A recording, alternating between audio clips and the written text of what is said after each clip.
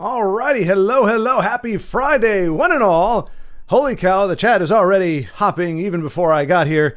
I was curious, I'm not going to lie, I was curious as I went to sleep last night, crap you not, before I fell asleep, I was like, I wonder if it's going to be Big Hein or Baldric first in the chat today. Knowing that there was a very good chance it might not be either one of them, maybe they didn't care this week, but the thought did occur to me, and so I do see there, Big Hein. I mean, it's almost cheating, coming in almost an hour and 10 minutes early, but Big Hein with the W on this one as well. Let me this here, okay. But hello, Big Hein, in order of appearance in terms of credits. Hello to Big Hein. Hello to Tiago, came in also early, but good to see you as well. And then Baldric coming in right at the same time as Tiago, probably just a few seconds off. Not with a hello, but with a very aggressive, very angry line of questioning about yesterday's stream. What was that yesterday? Who authorized that live stream? Heads will roll. Baldric, there was a poll taken. I'm not even gonna lie with that. I literally just I wanted to in my head I wanted to do a Happy Friday Eve because I always like that phrasing. I always like the idea of getting you psyched, because Friday is kind of the for those who work on Monday through Friday. Friday is kind of like the start of it all. It's it's like the earliest. It's like that's when it starts. Especially when there was TGIF back in the day. Anyway, so I think Friday is the big deal. Like you build up for Friday because then you got that Friday night, but then after that, you're eating into your weekend. Friday it technically hasn't started yet, but it feels like it. Typically the work days are a little more slack. If they're ever going to be slack, it's going to be on a Friday. So Friday wants to be celebrated. So I want to do like a Friday Eve thing.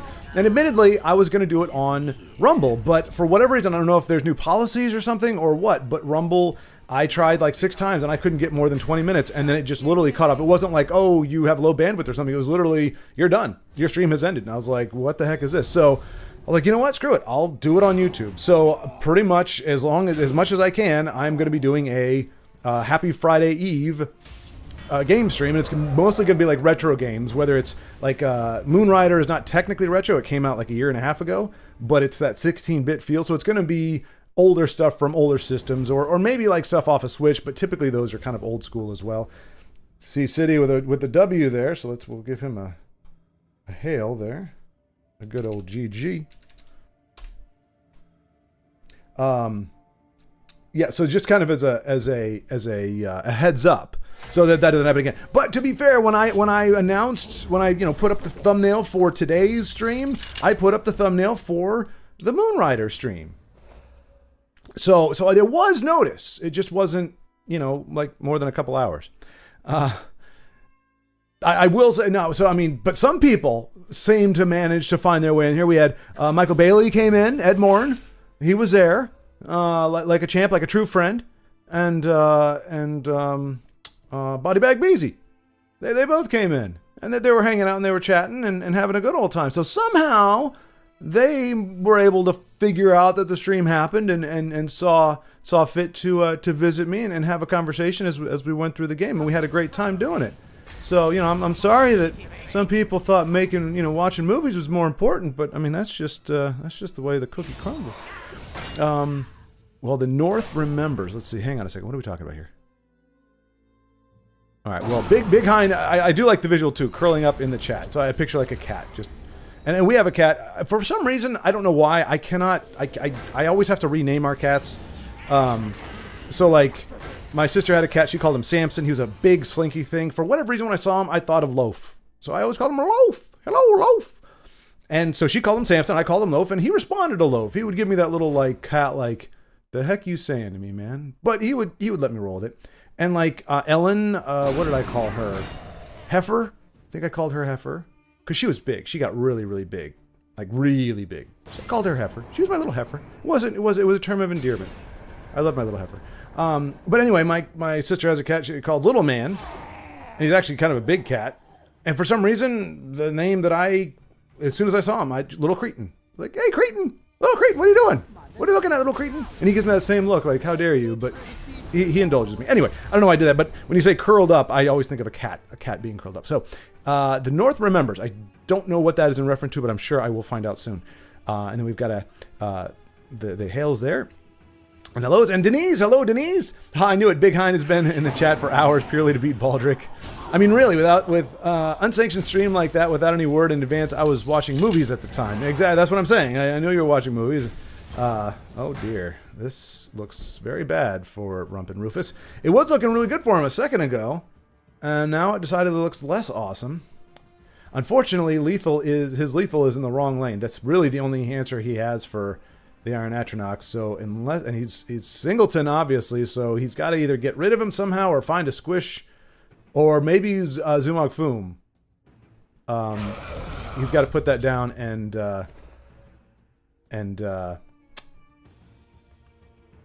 oh, but he's gonna die. Oh no. Yeah, somehow he's got to find a way to kill Cicero, and then have him spawn over here. But that's going to take a lot of turns, and it's going to be rough. Anyway, it's going to be roughin' for Rump and Rufus.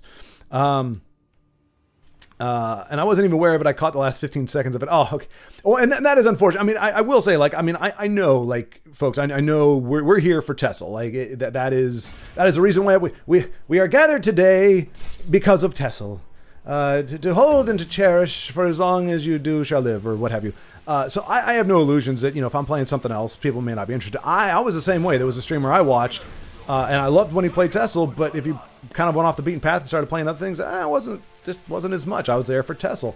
And it was nothing against the guy. I mean, I did, there were some conversational things that his particular chat had. They like to talk, I'm not going to actually use the words, but just think of the most bizarre, heinous, like anime quirky things that might be considered somewhat disturbing or, off. Chat loved talking about that stuff and talking about the minutia of it and all that kind of thing. And so I was like, hey man, if I'm going to sit through that, it's got to be for Tesla. I'm not going to sit through that just for, ooh, that actually played it. Okay, well, he's going to be able to finish off the Iron Atronach here. Okay, so that was a heck of a prophecy there. Oh no. Okay. I let Rumpin do his thing. I was going to try to catch up. I'm already behind here. What was I saying? Yeah, so I wasn't necessarily expecting. So I got the turnout that I thought I was going to get, pretty much. But it is good to know, and also, I mean, I feel a little bad that if somebody wanted to see it and was interested in it, that they only were able to catch last minute. And I will say I don't think I've deleted it yet. But Bodybag and Michael didn't tell me that there was no audio, that there wasn't recording audio, because I didn't have it set up for the stream. So the game had no audio, but I had recorded it to export it to Rumble. So I do have on the Rumble channel, I do actually have the game with a mixed, the game audio, so it's a little bit more of an actual experience. And Rumpus just gets the win. Rumpin just gets the win. Hot damn, and against Invade too. So we're starting off great today. Sea City got a win. Rump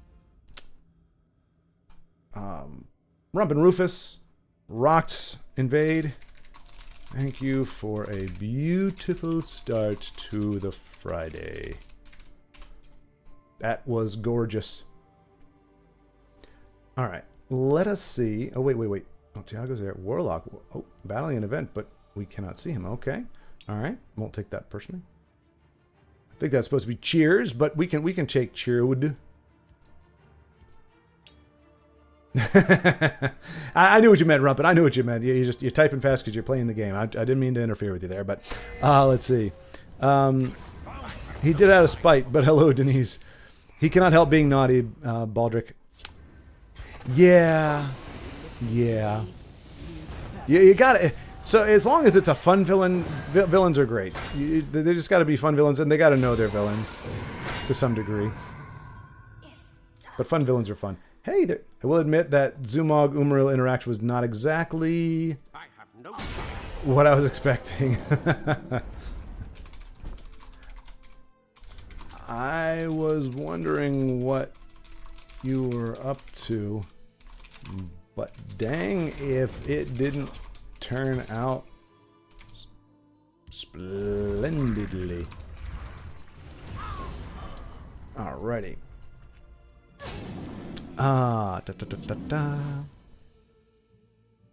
Well, thank you. I love cheating, says Big Hein. See, there you go. I mean, that's just somebody unapologetic. That's the Raiders of the 70s. The Raiders of the 70s were unapologetic. They actually had a sign over there. There we go. Ahmed with the win. Man, we're our friends are doing well today. The game is treating our friends well. I'm not being. I'm pouring. I'm sure you didn't think that's what I was doing, but I wanted to clarify just in case, because that's what I thought I was doing. Just off the sound, I was like, oh, it sounds like I'm peeing right now. So awesome, Ahmed. We'll give you a GG as well. This is nice. Usually I don't have to type in GG for like 4 games or something. Arrakis, here we go. Let's see if you can keep the dream alive. But yeah, they actually had a flag that said if you're not cheating, you're not trying, or something like that. So you just lean into it, you know. You say, hey, that's my jam. That's what I do. It's how I roll. Love me. Big On, can't stop running a joke in the second week. Can't stop running a joke in the second week, can you? It's fair. It's fair.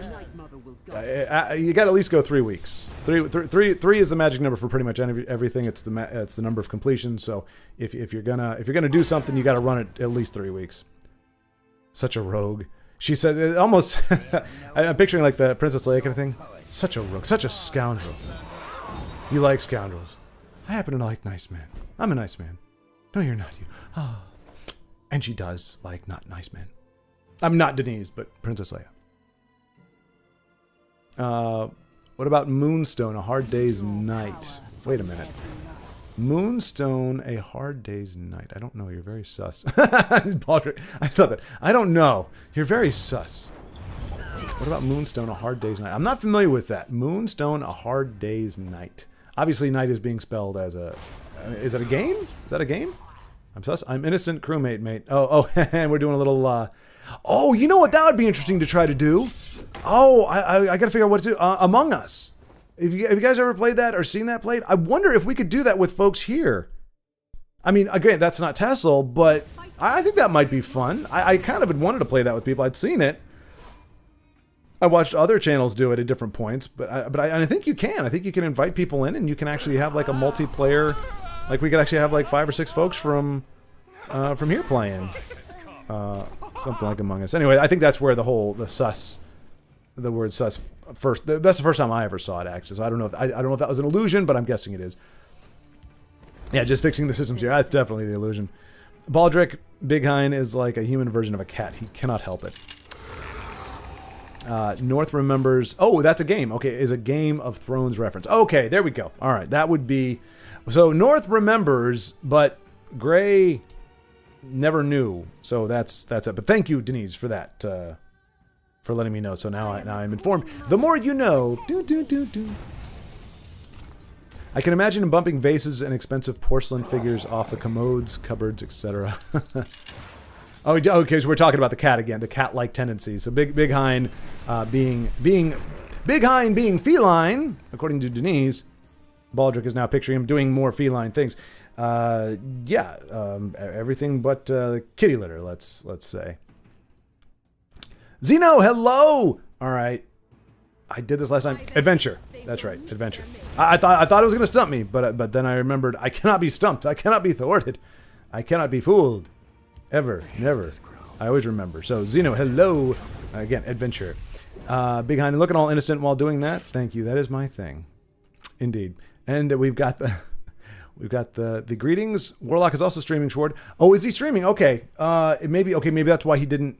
Cause oh no, wait. Was I that stupid that I looked at it here? No, I don't think I did. Requests there. Okay.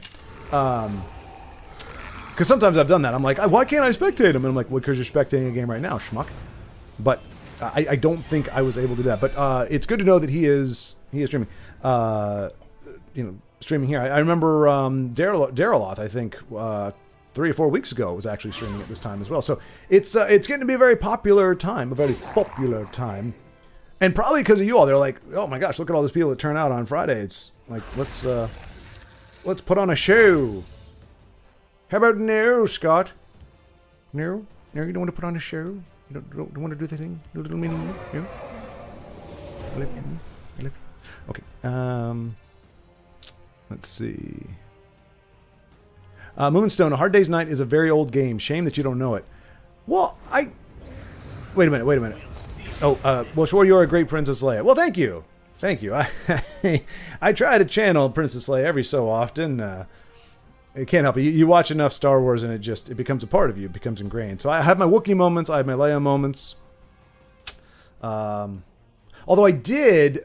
so there's a video out there from a long time ago where I actually talk about, like, you know, how to write strong characters and everything. And did point out that... what was it? It was something about... It was like Obi-Wan, like... So in theory, Leia sending her message out to Obi-Wan to say, help me, Obi-Wan Kenobi, you're my only hope, summoning him to Alderaan, essentially. At best as she knew, the moment when, you know, poo hit the fan, as best she knew, she had just consigned Obi-Wan to death because she was like, help us, Obi-Wan Kenobi, you're my only hope. And, Alderaan, all that good stuff. And then, no, never mind. No, because she sent him to, I think in theory, to the Rebel base. I don't remember. Actually, crazy enough, I don't remember. Anyway, let's just forget I started off on that train of thought. But yes, channeling my Princess Leia, it's a good time. You know, that's... I told my sister, I was like, you want to be a Princess Leia, not a Princess Vespa. Vespa is a hilarious character. She's fun, but there's two different kinds of princesses, and Vespa was definitely the more insufferable of the two.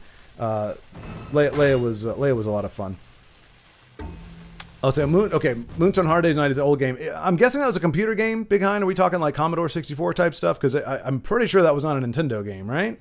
It was a Nintendo game. I am shocked and chagrined, and I will hang my head in shame. But I am fairly certain that seems like an off the beaten title. Just because it's a very old game doesn't mean I would know it. I'm not very old. I'm a young spry buck. I don't even predate Atari. I barely predate Nintendo, so I'm not yet that old. I don't predate Star Wars: A New Hope. That's kind of my cutoff. If you're born before A New Hope, I mean that is objectively what we would consider. And I'm saying this thinking of how many people are actually watching that would fall into this category and trying to choose my words very carefully. But who cares? I'm going to be a schmuck here. That is the definition of senior citizen. So if you want to say hello to senior citizen, it's anybody who is was born pre-Star. Anybody who could have seen Star Wars, even as a newborn.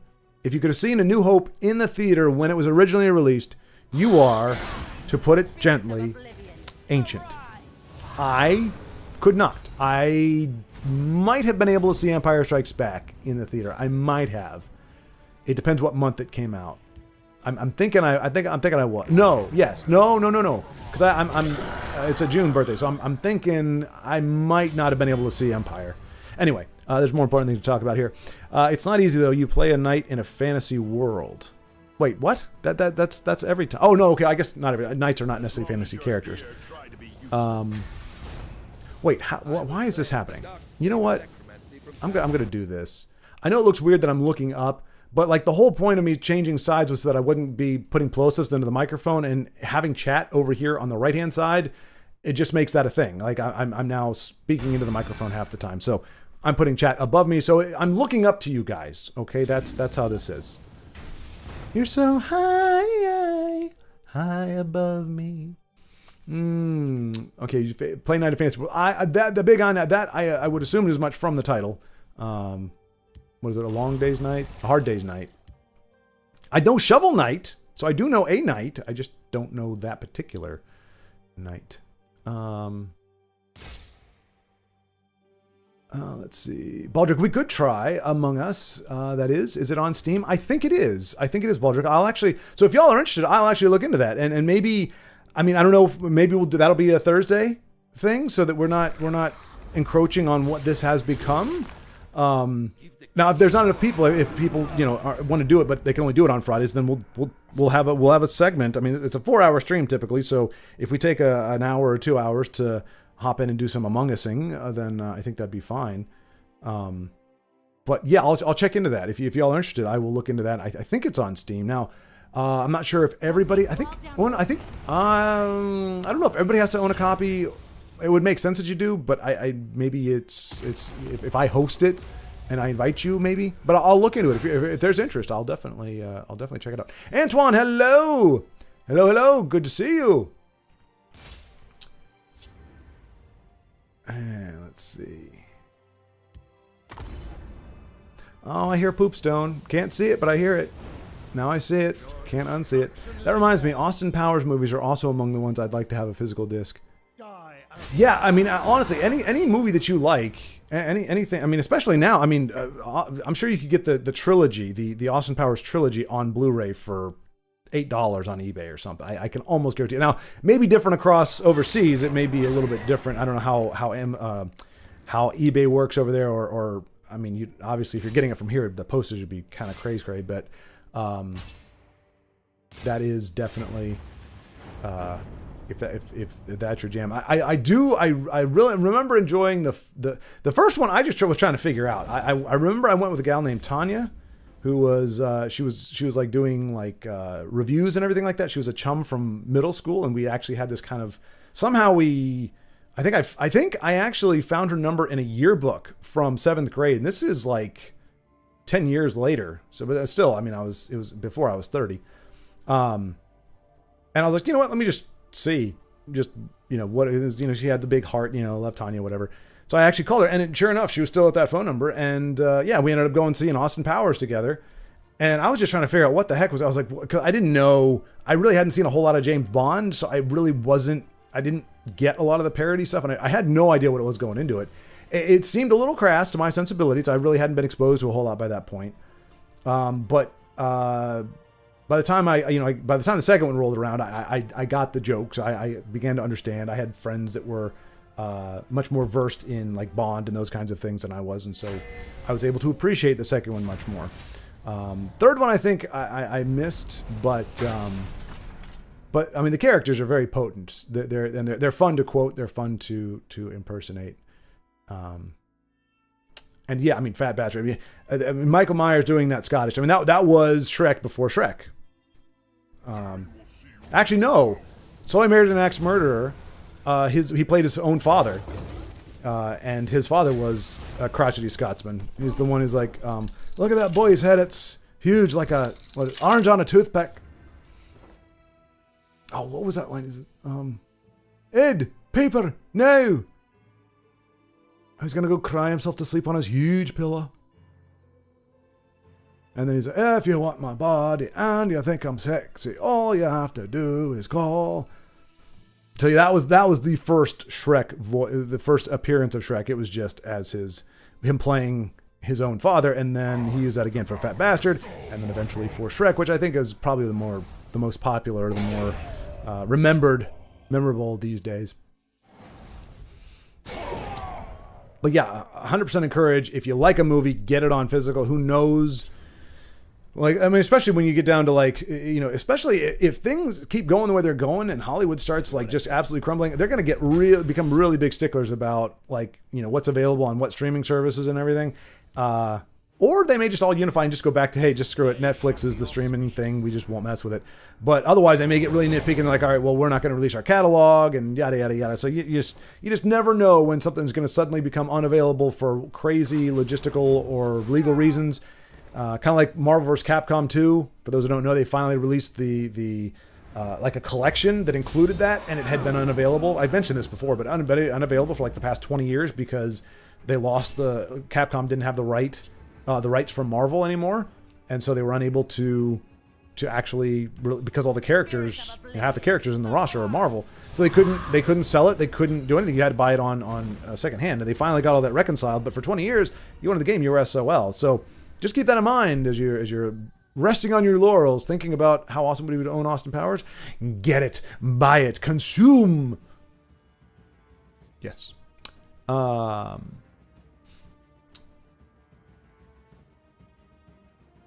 yes, Baldrick said having to do the spelling of his name there. It's Amiga. Okay, well, come on, Big Hunt. Like, wait a minute. How that like that's like so off the beaten path. Like again, if it was Nintendo, if even it was Atari, I could understand it. But I mean, it's an Amiga or even the Commodore. I mean, those were like you had to have. Yeah. I mean, your parents had to be kind of techie, tech-minded or something like that, or they had to, like, most people's parents weren't buying Commodores, and at least mine, none of my friends had one. The first the first PC or computer that any of the friends I knew had was an actual like Windows machine. So I didn't actually know. I heard about it, and I knew there were kids in school that had Commodores and Amigas and all that kind of stuff. But they're nobody that I actually knew personally, and I never got to see it. So I think it's a little off the beaten path to be expected for me to know that. But hello, Ugnip. Hello. Good to see you. Oh, Big Hun, I'm born before New Hope. Tread carefully. I've seen your vases. My vases. My vases. My vases? My vases. Do I have vases? I'm trying to think if there was ever a reference. Anything I did with a vase? But so, I'm sorry, Big Hein. I did not really. I knew some folks. I didn't know there would be. I didn't know you would also be counted among them. Big Hein, big old Hein there. Big old Hein. Ancient of days, we might say. No idea what we're talking about, but I surely attend schmuck streams. Yeah, I don't know why. My dad used to say that word a lot. What a schmuck. Schmuck. I don't know why. I don't know where it came from. I haven't used it in a dog's age, but I'm using it now. So schmuck. It's not going to replace turd muffin, because schmuck to me has a little more potency than turd muffin. So turd muffin is still a harmless jest, a harmless just kind of, this is funny. Oh, this is not funny though. Oh, this is bad for Flamzaki. That is bad news. I mean, she can still die to hard removal, which she would have in that deck, Fell the Mighty and Piercing Javelin, but cannot be damaged. And probably has a lightning bolt to finish it off in those 3 cards. I don't think that works. Oh wait, it's a reanimate, not duplicate. But oh, there you go. Wow. Okay, so we got our at least what I can recall as our first loss. We might have lost one, and I wasn't. I kind of missed it, but let's see. Best deck builder out there. Your Crusader rules. Antoine, we are waiting your amazing comeback to the Legends rank. Keep it your promise, please. I know it's going to be next month. Okay. All right. Yes. All right. So, as people can attest, it's funny. It's funny. So I will say so many things. I say so many things. Tiago! I will say so many things on any given moment, any given stream. And it's interesting the things that are fixated upon, the things that are not let go of. So we had Beaterus. Kaz, you mentioned, hey, it'd be cool to see some alternative like shouts. Like, cool, man, go for it. So he then does like 35 of these things, and it's like, hey, man, those shouts are still there. The shouts you asked for are still there. I'm like, I asked for shouts? And I know I did. I kind of remember it, but I felt like it was a very off-the-cuff thing. I didn't really, expect him to. I thought he'd maybe do 1 or 2 or something, but he does all these. But it was like, whatever. And so Antoine here, I mentioned, I think as in a moment of whimsy, at a moment of fanciful thinking, I was caught up in the moment of some kind, and I said that I would try to climb the ladder, thinking it was just going to be a throwaway comment like everything else. I've said a lot of things, and that one's not going away. So just as I did with Beaterus, I said, okay, screw it, I will definitely do this for the month of October. Since we're coming up on we're halfway through September. In the month of October, I will give a genuine concerted effort. Now, that might mean we have a little less of friends journeys for October. It'll be mostly Schwartz journeys. But I will give it a college try, and I will try to crack Legend. It'll probably be the last month that I'm available before I get a job, so it's probably going to be my best time. It'll probably be a daily thing. I might even just, stream it. Maybe that's the thing. I'll stream for, 2 or 3 hours a day. And just play on stream. And then if you happen to hit me on stream, that's great. I'll record the game, so obviously they'll be there to watch, but I might just do it that way. It'll be easy. I'll wake up at the crack of dawn, get in here all sleepy and whatnot, and go at it and see if we can conquer it. Now, I will say though, if I'm making a genuine concerted effort to get to Legend, that means I might be playing some decks with a little more regularity. Because that was always the catch when I was trying to climb, doing it, before, or the making the legitimate attempt. It was pretty much a different deck every video, But that can be a little bit difficult because you never really get settled with a particular deck. You never really, you don't, and I'm not saying that, obviously I was still able to make Legend, but it makes it a lot easier and a lot faster if I do a 3-hour stream, if I can play one deck the entire time. Now I'll probably change it up because I get bored playing the same deck over and over, but I don't want to have to just switch it up just for the sake of keeping it fresh. So if you can give me that, if we can have that understanding, then I think I've got a good chance at it. I think I do, but I will honor that. I will honor that. So October will be the month that, unless I've really lost my touch, I will once again take my place among the legends of this game.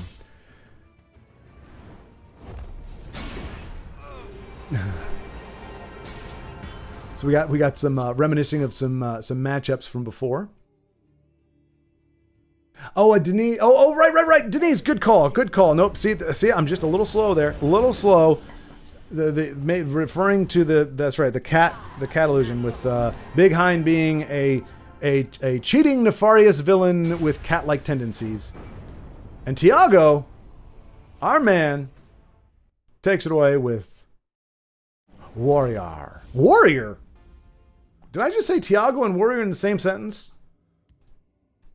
GG. Warrior. That is just weird. I don't think I've ever seen Tiago play Warrior. It may have happened. I don't think so, though. But we're watching Ugnip now. And this is the event. So we've got, after you summon a creature in here, okay, so, yep. So, was that stockpile? Is that what that's called? Surplus. Same thing. Let's see. It was good only on the computer. I was good only on the computer. But yes, no, I appreciate that, Denise. I trust. So the way I have my setup now, there's a set of red shelves. Like, they're typically like industrial shelves, but I like the color red. I think it makes the room pop. So I've got these shelves, and that's where all like the GI Joes and Vampire Warrior. Okay, that makes sense. It's still off-brand, I would say, for our friend Tiago, but I'm totally down. And there's for whatever reason, ironically enough, superpower line, which is Superman, Batman, Robin, like classic 80s comic book heroes, they're figures. And then there's the Secret Wars for Marvel, which Spider-Man, Symbiote Spider-Man, Iron Man, Captain America, the typical, again, your heroes and villains from your classic Marvel. But ironically enough, if you touch the shelf, those are the first ones to fall down. The G.I. Joes are on their own little platform things, but they're the ones, like, every time my mom comes in, she's like, oh, wow, this is really nice. She puts her hand on the shelf, like you'd normally do. There's nothing wrong with it. But it's just enough of a tremor, it like knocks them down. They have a domino effect, and pretty much all the superheroes end up like face planting. Why was I saying that? Oh, so that to say, I was like, I don't know, you really couldn't harm my vases, because I don't really have any vases, but I definitely make sure the cats do not get it. There's 3 cats. They're not mine. They're my sister's. Sister and brother-in-law's. But I make sure I barricaded off the hallway leading to my room, because there is plenty in here that a cat could knock over and not really do harm to it unless they follow up with some gnawing, chewing, or scratching. But I would just as soon not come in and have stuff all over the floor and it all scattered about. I mean, it's hard enough when a human being enters. I have to be like, hey, don't touch this, don't touch that. Just kind of walk, look, and then leave. But anyway, so I was just, I apologize. It took me a minute to get that reference. Let's see. Schmuck is a Yiddish word again. Okay, now that, Big Hein, I wouldn't have thought of that, but that's a word that I would say, yes, that I'm not surprised that it is a Yiddish word. It sounds Yiddish. And I wonder if it actually means, let me see. We're going to lose a little game audio here for a second. I do apologize. Schmuck. A foolish or contemptible person. You've really got to be some kind of schmuck to fall for that one. Okay, so yeah, foolish, or it's more about being stupid than being mean, being gullible. So yeah, I think in today's day and age, I could find myself using that word a lot more. But it does have the schma kind of sounds fun. Like some Yiddish words just kind of sound fun. I don't know if Weird Al uses Yiddish or Hebrew words in some of his songs, but like when he does like not the Pennies. What was the one? Not Amish Paradise.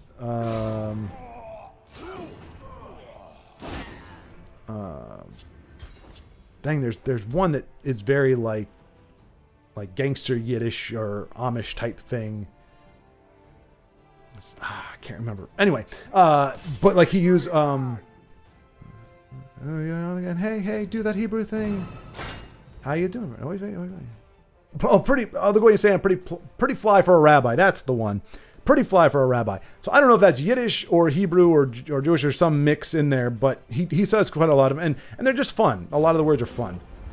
I'm guessing it's probably Yiddish. So schmuck has a little bit of a fun flavor to it, but it does have a bit of an edge, and that just may be the context that I know it from. Because I know one might say, like, my dad would be like, come on, schmuck. And where he got it, I don't know. Because if there's a Yiddish side of my family, it's on my mom's side. Dad's side is the white bread family. So I don't know where the Irish-Scottish combo got schmuck from, but... is Ugnip going to be able to prevail here? Does he have a way? I mean, Wildfire is great. He's got a Fell the Mighty that can do some stuff. He probably would need to use that on... Fell the Mighty and... Okay, I shouldn't say anything because I know Ugnip's watching. He knows what he's doing. He's if there's a way to figure this out, he's going to find it. I know this much.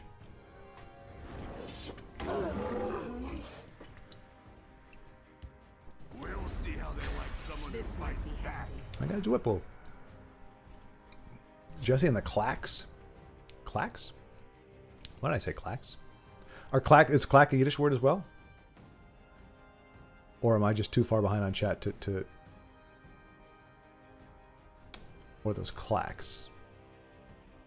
Either way... I'm ready. Not sure about Clacks or Clacks. I already have quite a few nice decks to climb. First, mid-grow, and fun. Oh, fast, mid-grow, and fun. Yes. Oh, no, yeah. Well, and that is very true, Antoine. Thanks to you all, I have a ton of decks that are very effective, or at least are worthy of climbing. And Ugnip has done it. He's still alive. As long as Ragnar cannot find 5 damage next turn, I think Ugnip is going to turn this thing around.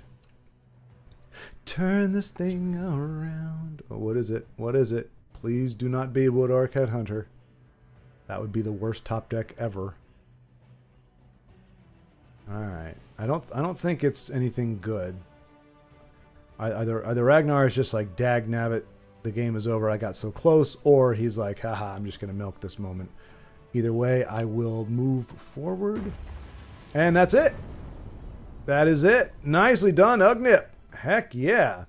And also, thank you for letting us watch your game. It's been a long time since you've nipped us, so I can't fault you for that.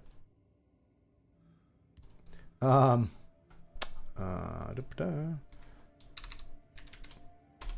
that day will live on forever. All right. Tiago, again, let's see another vampire warrior, right? Yes. Cool. All right. Let's see. I just revisited my Dagot deck in order to beat Ugnip on ladder. Okay. So Ametista Dorata. Wow. Okay. So we missed that one. Whoa! I like heard the effect and I was like, wait, what is being played here? Prison ship? Are we in arena? No. Field lane? No. There's ranking. This is just a normal game, but Cloudericism is Oh, by the way, before I forget, watch Dune. Y'all are turd muffins. You didn't tell me that part 1 was completely incomplete without part 2. Everybody made it sound like part 1, they're like, oh, part 1 was amazing. It was great. Blah, blah, blah, you know, yada, yada, yada. It was the best thing ever. And they're like, and then the second was good too. It was, you know, a little bit slower. It was also good, making it sound like it's voluntary to see the second part. The first movie ends. There is no conclusion. There's nothing satisfying about it. It's like, we stabbed a guy. Ooh, ah. Like, I mean, the movie was good. I enjoyed the movie. I liked the ambiance. I liked the general feel of it. I mean, there was a lot to like about it. But it was by it wasn't like like the first part of a movie, like it wasn't Star Wars, it wasn't Empire Strikes Back even. It was, hey, here's half of them, here's half of the story. Here's pretty much the exposition and the setup. And now we'll show you a movie where the rest of the movie where all the cool stuff happens. But y'all didn't tell me that, so I just ordered First Dune, just thinking, okay, that was the one that got everybody, everybody was all hyped about. So I'll just watch that one, and and if I really, really like it, I'll decide to watch the second one. No, I had, as soon as I'm done, I'm like, are you freaking kidding me? We're gonna roll the credits right now, with like half the story hasn't even addressed the main antagonists. The main antagonists haven't even taken a hit yet. Nice, Tiago. Wow, converted the slave ship to a mummy, or the something ship, whatever that was, the trade ship, or I think it was whatever. But a nice heads up play to get the Belly G free from the chains that held him in bondage, and was able to strike at his oppressors and smite them with his ginormous club. I'm not sure what this voice is or why I'm doing it, but I'm just going to run it into the ground until it's done, and that time is now. So, Beast of Burden, casual, Ugnip, there we go. It's weird, like sometimes Fridays we've got like 35,000. We had, K Fluffy, and remember when we had, what's his name? I can't remember his name. It began with an E, but he was like number one. Like he was number one on the ladder for like every single time we watched him play, and he was there for like 3 Fridays, and then he was gone. Let's see. Doopy-doopy-doo.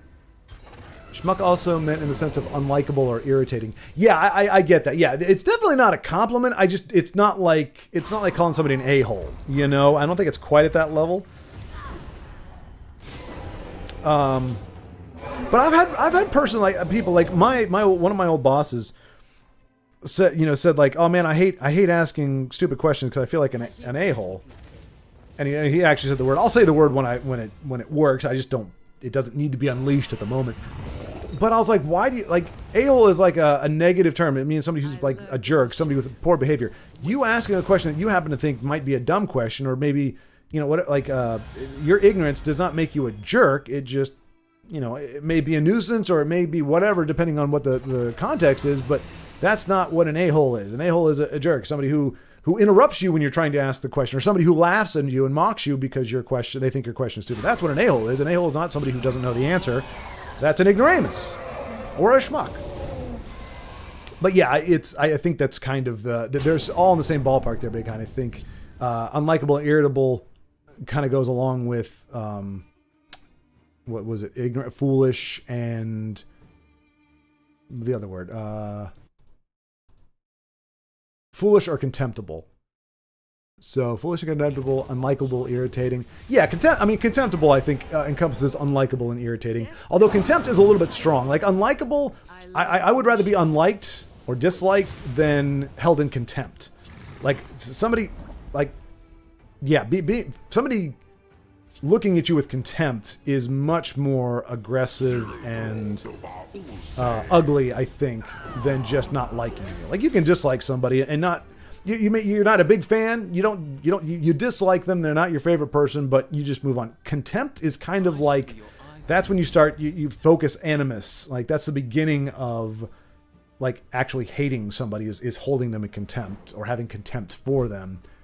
Because it does start to stray into that superiority dynamic that is commonly known, at least when there's a racial component, it's known as racism. But there is a superiority that you can feel over somebody that you hold in contempt, and it can be for any number of reasons. It can be religious, it can be a personal thing, just looking at them. It could be a physical attribute or a physical deficiency of some kind that you see. It could be any number of things. But I think contempt implies a superiority because you're looking down on somebody, and I think that's when things really get, because you typically don't respect, cherish, or treat people who you think are beneath you as people. That's when you can you have that dehumanizing element coming into things. So that to say, I like your definition, Big Hind, more. I like unlikable and irritating. That to me is a little more turd muffin-y than the other definition, which is a little more like, I hate you, schmuck. Like you wouldn't say I hate you, turd muffin. Like that doesn't work. You can't really say that. It sounds silly. Like, I hate you, turd muffin. No, they just laugh at you. Turd muffin is meant to be used just kind of as a, okay, you're being a twit. Twit's another one. But schmuck has a little bit more bite to it. Beowulf, hello. Yeah, a little late, but you made it. Hey, I mean, you're only late because half the folks showed up like 20 minutes early, or an hour and a half early in some cases. But good to see you. You're still here within the first hour. I still have not caught up with chat, so you're not too terrible yet. But I'm getting close. Because I went on my Dune rant. So yeah, so don't think I will ever forget that, folks. That you led me into a situation where I should have been able to enjoy the entirety of the story this week, and instead I now have an artificial cliff. It shouldn't be a cliffhanger. It's on DVD. It's there. It's available. I should have just been able to watch the second part of it, but I had to wait. And I still have to wait. It's not going to be here till Monday. I have to wait till Monday for the final conclusion of essentially one story. It's like giving me half a novel. You didn't tell me I was getting half a novel. You made it sound like it pretty much takes care of the first book, and the second movie is more like the second book. But it's not. It's like half of the first book, and not even half of the first book. It's like a third of the first book. Even the parts of the book that they covered, and I barely remember the book, but I remember I was like, this part is actually like, we know more about Jessica in the books at that point in the movie than we do in the movie. Like it's moving at such a brisk pace. But honestly, beyond that, I can't recall Jack Diddley squat. Let's see. Prison ship, not slave ship. That's what it was. But yes, indeed. Good to see you, Beowulf. Denise. Of course, Denise. Prison ship. Don't tell me, Denise. Is the prison ship cute? Is the prison ship a lovely yeah, is it one of those things, or is it just are you just celebrating because it's just something you don't see very often? You fumbled a word and it ended up as clacks, but clacks are also a thing from Terry Pratchett's novel Going Postal. Something like signal towers for a kind of Morse code. What word was I trying to say? Do you know? I don't doubt you. I'm just trying to think of what I said so that I could avoid saying clacks and so to avoid confusion so that people aren't like, wait, is he referring to those signal towers from Going Postal? It's like, no, sorry, I didn't mean, I didn't articulate very well. I actually meant, I was referring to something else. But that is interesting. So, Going Postal, that sounds like it would be a more modern thing. But it's Baldric, so I assume that it actually came from like the 60s or something like that. In some far-off cave, in the crevasse of some cave, in some far-off land, Baldric came across a tome called Going Postal. Like that's pretty much anytime Baldric makes an allusion that I don't know offhand, I assume it's like so far off the beaten path that nobody else has heard of it. But then we have people that'll jump in and be like, oh yeah, I totally love that too. And I'm like, okay, well, screw you guys. I'm just completely ignorant. The rock I live under is very big, but not nearly big enough. Prison ship went down. It's such an unloved card. It's very true. But I mean, Denise loves it, clearly. Speaking of unloved, look at C-City running the Grummites. Who was the other one that was doing that? I actually was looking at disc plates. Remember, I do like those. They actually had an Oblivion disc plate that has that dude on it. That exact card art actually on it, but it was as Oblivion, but you actually got to see his lower legs. You got to see the greaves and everything. And I don't know, is that art not necessarily just Tessel? Is there some art in this game that is from the actual games? Because it literally said Oblivion, and it had that behind it, so it made it look like that's a card that was released when Oblivion came out. Nicely done, Sea City. That's a fine Grummite turnout with the swamp monster thingy blooper as well.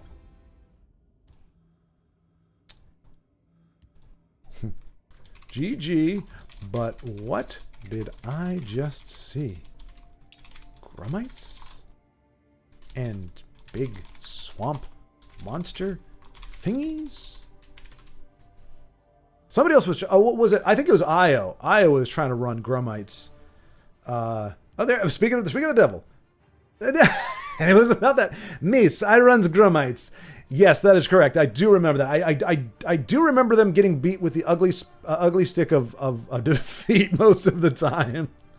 Not because you're not a great player, just because Grummites are Grummites. That's why I was like, whoa, they actually won one? You probably had better success with it than we saw. Are we going to see Grummites here? Is that what we're looking at? Got to find the opportunity to play these cards. They're not as good on ladder. Oh, okay, so that was an event, and I did not connect the dots there. But if anybody's going to play them on ladder, well, I was going to say Sea City, but also Io, because Io was playing them on the ladder. I guess that's the difference as well. But Duke also, Duke Vedam Dren, Vedam Dren, Vedam Dren, Dren Vedam, Duke of Dren.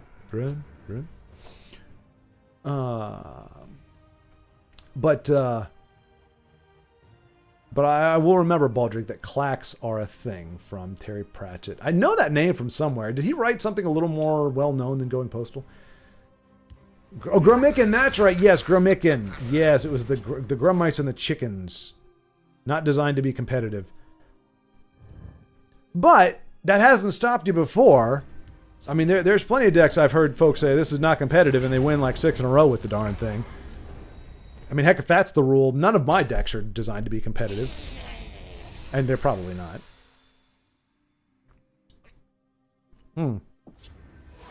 Just so you know... Oh, you can't see it because it's green. Haha. But you can see the logo.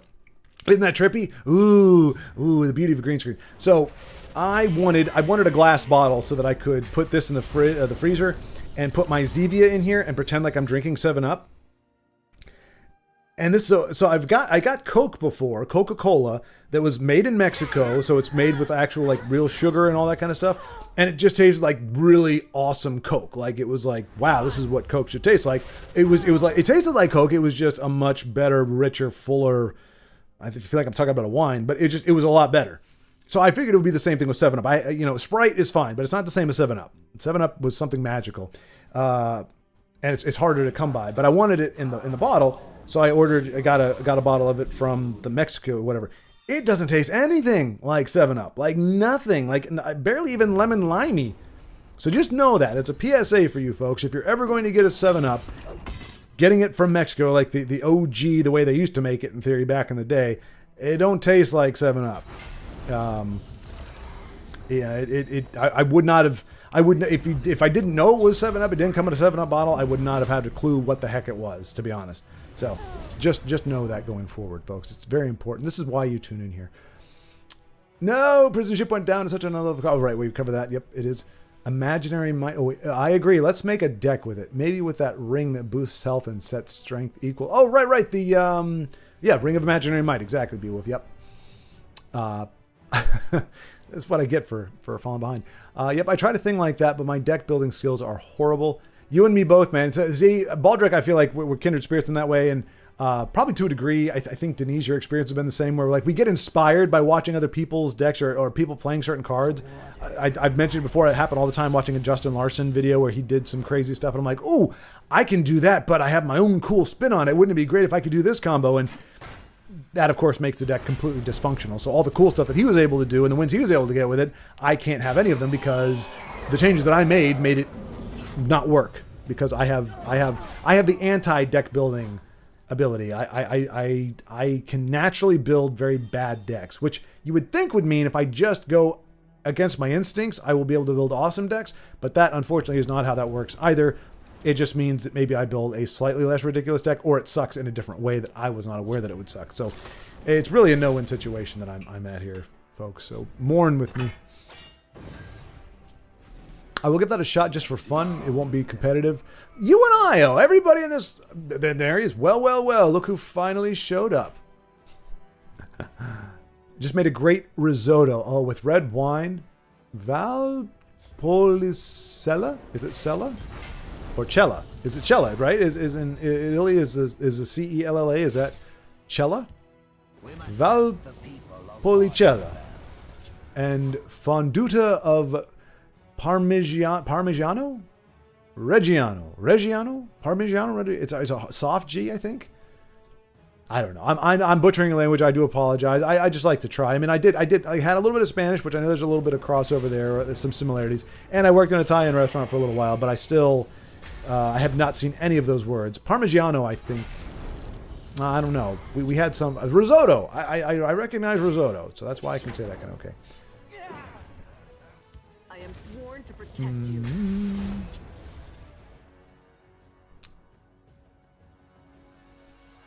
Brovington, hello. Well met, Marsh friends. That sounds creepy as heck. To be fair, it sounds creepy when they say it too. Lydia, no. Darn you, Colonel Sade. Or Sadie. Nobody ever plays her. And you nuked her as soon as you hit the board. Why? You were supposed to be a control deck. Well, I guess that actually is in line with the control deck. You will regret your heresy. But yes, I'm concurring with every comment that I'm seeing, which is, that all sounds amazing. And he's given us the recipe. See, this is the thing. This is the value add, folks. You come here for Tessel, ostensibly. You get the games at least, if not the commentary. But then you get detailed instructions and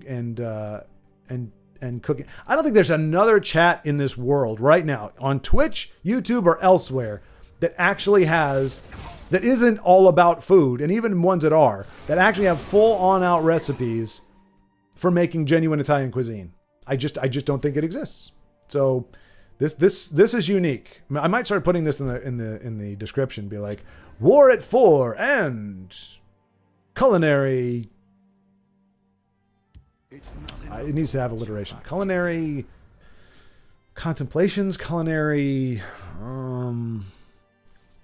conquests, culinary clacks. No, that doesn't work either. We'll think of something. Featuring Antoine. One word for me, please. Exactly. Yeah, I will take that. Now, I did stuff my face before the stream because I'm tired of getting hungry like 2 hours in and being like, oh my gosh, like I want to stop now, but only because I'm hungry. Like I could go forever, but I'm hungry right now. So I stuffed my face full of chili. Hopefully that won't come back to haunt me and I will be able to stay in this chair for the remainder of the time. But yeah, so fortunately, all this food talk on this particular night is not going to get my stomach growling. I am well fed at this particular moment. But it does still sound good.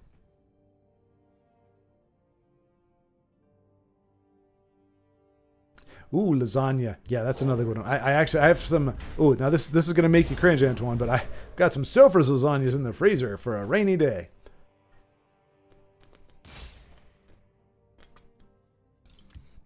Beowulf, I somehow found Dune overrated. Well, now here's the thing. Like I said, I liked it. I enjoyed it. I don't know how much of that is because of the dearth of good new stuff that's come out. Like, that might be the first new movie I've seen since Maverick that I thought was worth a damn. But yeah, it was a lot of the build up. I think Game of Thrones kind of helped cultivate an audience that would be able to appreciate that because it was very little actual action. It was a lot of like the political intrigue and a lot of like, I remember like, it's been a long time since I read the book and I was going, I don't remember any of this. Like what's going on here? What is he? And she's got the voice. And then I'm like, wait, that sounds very Skyrim, but this was before Skyrim. And I was like, I remember there was a whole lot more on Jessica at that point. Like you got to know her a little bit more and like why he was saying to ungag her because she could do stuff. Like we heard him use his voice at once. We didn't hear hers. And there was some other things. I don't remember. It was just weird. It was a little bit weird. I mean, I don't mind slower pacing. But like, I don't know how soon I'll want to watch it again. Like, it was a good experience. And I'll say this. Somebody mentioned the music. And I can't remember the guy's name now. The guy, he did The Rock. We talked about this. He did The Rock. He did Hans Zimmer, I think it is.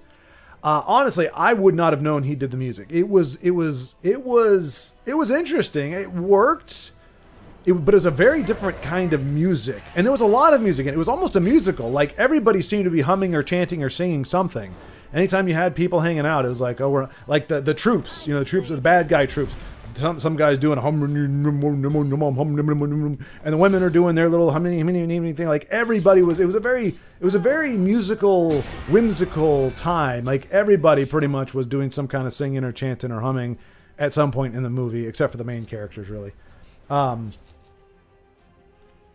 But yeah, I mean, but so I'll put it this way. I liked it more than Fury Road. It worked better for me than Fury Road, which was another movie that I think got a lot of hype and a lot of people loved it. I didn't quite have that same experience. I was like, it's a serviceable movie. It's well done. We'll put it that way. It's a well done movie. It just didn't necessarily resonate with me, but Whereas Fury Road, I'd probably never watch again. It's just not my jet. Post-apocalyptic, I don't even know. It may not be post-apocalyptic. It may be a different planet, but it's that kind of just really deserty and sandy. And to be fair, that's Dune too. Like, I'm just not a big sand person. I'm kind of like Anakin, I want to whine about sand. It gets everywhere. It's sticky. It's messy. Oh, I don't like sand. But I mean, you knew that going in. I mean, I knew what to expect, especially Dune. I mean, it's just nothing but sand. Like that's the whole thing. So all that to say, I wasn't like enamored with it, Beowulf. I enjoyed it, but again, it's not. I didn't finish it and go, you know what? I kind of want to watch that again. I'm like, I might watch it again. It might be something to like have in the background because I like the music. Well, the thing, I don't even know that I liked it. I was like, wow, this is definitely a different kind of music. It was very bombastic. That's the word. Oh, Colonel Sadie. Why, Colonel Sadie? Don't be a weenie, Colonel Sadie. You're rank 171. You have to... I thought you were made of sterner stuff. Okay. May have just had a bad connection. Or maybe my taunting somehow traversed space and time, and it made him go, you know what? I am better than this. I can take a loss. At the ready. Or I'm going to fight you tooth and nail. And honestly, if Io didn't have Unrelenting Force and Fire Breath... I smell Oh, wow. Okay. Wait, is Unrelenting... It's not leveled up, is it? No, so you can get rid of her. Fire Breath. Bog Settle. Okay. The forest is my cloak. Io's got the way. This is the way. Clash for the ages. Nicely done. Had to burn through pretty much his entire inventory there, but he was able to close it out. And Colonel Sade did go down like a pro, go down like a champ. The disconnect was not either it was not malevolent or again somehow he had a change of heart. But good to see that. Good to see that. Tiago, yeah, let's see it again here. Let's straight up play it again, Tiago. Yeah, see. Let's see. Beowulf, not bad, but not nearly as good as people made it out to be. Yeah, I would be curious what resonated with people that strongly. That would be. I missed the Dune rant. Well, no, it wasn't a rant. It was a. Now see, now great. Now see, now I'm all hyped up for the second movie, and apparently it falls flat on its face. Which I don't know how, because it couldn't have less action than this one did. Like, I mean, the fight scenes weren't. They didn't try to make the fight scenes anything really amazing. They were very understated, which I can appreciate because, when you come from like the and I'm going to use the word again because for whatever reason it's in my head, bombastic 80s where the action was over the top, or even Matrix. I mean, as much as I love Matrix, we have to understand that punching somebody, just the air, like that, but they really went ham on the sound effects and the air movement around punches.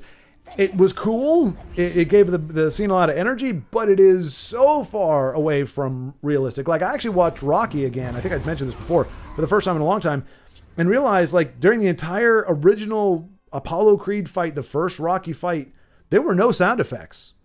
Like, you didn't hear anything. It was almost like it was like if you were watching it from the stands. Like, you're just seeing two guys swing at each other because there's no tearing of the air. There's no like thunk thunk when you punch somebody. Like, you get when you hit flesh, especially if you're not right up there, you're not really hearing a whole lot. And even if you hit them in the face, if you're not bone on bone, you hear like a crack of something breaking, you don't really hear much of that either. And if you do, it's a very low thump. So I can appreciate a little bit more realistic approach to the fight scenes and everything, but it does miss some of the panache, some of the flair. Like, that wasn't the point of the movie. It wasn't really. It's not an action movie. It's not there to. But the book is not an action book either. It's not. It's about world building, and it's about, I don't know exactly, but yeah. But I'm just curious. Like, when people say it was awesome, like, what was it about it that made it awesome to them? Like, something that. I mean, it came highly recommended. So, like, what was it that made it that highly recommended? The highly thing, or was it just, hey, it wasn't bad? Like, everything in it was well done. I just the sum of its parts just wasn't like, Whoa. Okay, she does do. I was making sure. I was watching her. Her transformation is final. She can't be silenced down to 0. She loses her drain, of course, but she doesn't. There is murder in the air. Murder's in the air. Dun, dun, dun, dun. It would appear that dinner is served. Where are you from, Beowulf? He was probably going to answer. Born and raised in Germany, live in Seattle. Yeah, he tells you. Okay, I was gonna jump in there, but I figured he would be able to say it. So have you seen Modifim?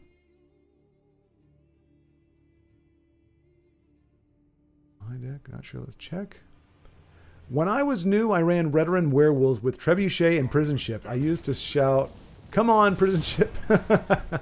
Well, Denise, I suggest, for those who don't know, Denise has her own channel, Becoming Brave Carriot. Check that out. Runs, unlike me, at least for this particular month, runs. She's actually, fighting a good fight on the ladder, and runs fun decks that are themed according to her fun tastes. So sometimes it'll be a deck based on the... Did we just not see... Oh, that's right. There we go. Dang. So yeah, Glubbick got very fortunate in that his... ooh, well... He needs a big body in that lane. He needs that 1-2 in that lane is what he needs. But if you can find a big enough card, he's got enough magic where if he could find a decent enough body, he could rage and wipe out that lane. He's not going to die this turn. We'll see. Surrender or die. Screw you. Well.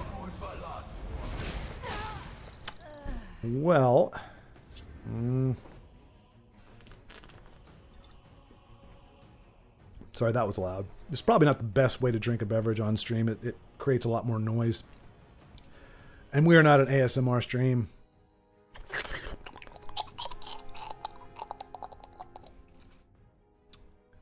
But yeah, so anyway, Denise, I would be interested in seeing you run, bring the classic back. Let's see it run. Let's see it run next sometime this coming week. The Prison Ship Werewolf Trebuchet deck, of course, thematically. See, if it didn't have that guard there, he would be able to make the trades he needs. And he can still at least clear off Night Talon Lord. So Tiago might be able to pull this thing out. It'll be a long road. He's got 4 runes to break. And he's on the back foot for sure, but if Glubbick just doesn't draw all his back end, all his high end, he could still pull this out. I'm Teacher Rada, easy name. Yep. Gold, purple gold, golden purple, purple gold. Let's see. Michael Bailey, there he is. Hello, welcome, Edmorn. Thank you, Edmorn, for showing up for my stream yesterday. I appreciate the showing of support. There were some people that were busy watching other movies and just doing other things other than watching my very well publicized and advertised Moonrider stream. But thanks to people like you, good-hearted people like you, I didn't feel lonely or neglected.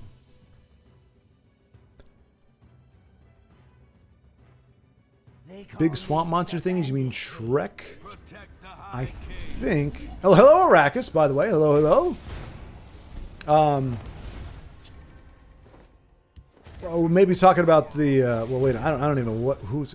I've run so many market decks. Super depressing. It shouldn't be so consistent. That is a bummer. Yeah, we saw it the other day. And look at this. Look at this. Tiago kind of stabilizing a little bit here. What we don't need to see is another freaking Red Brahmin. Or Razmadazmadazmadazm. Okay, so he gets little girl. That's not going to help him too much. Alright.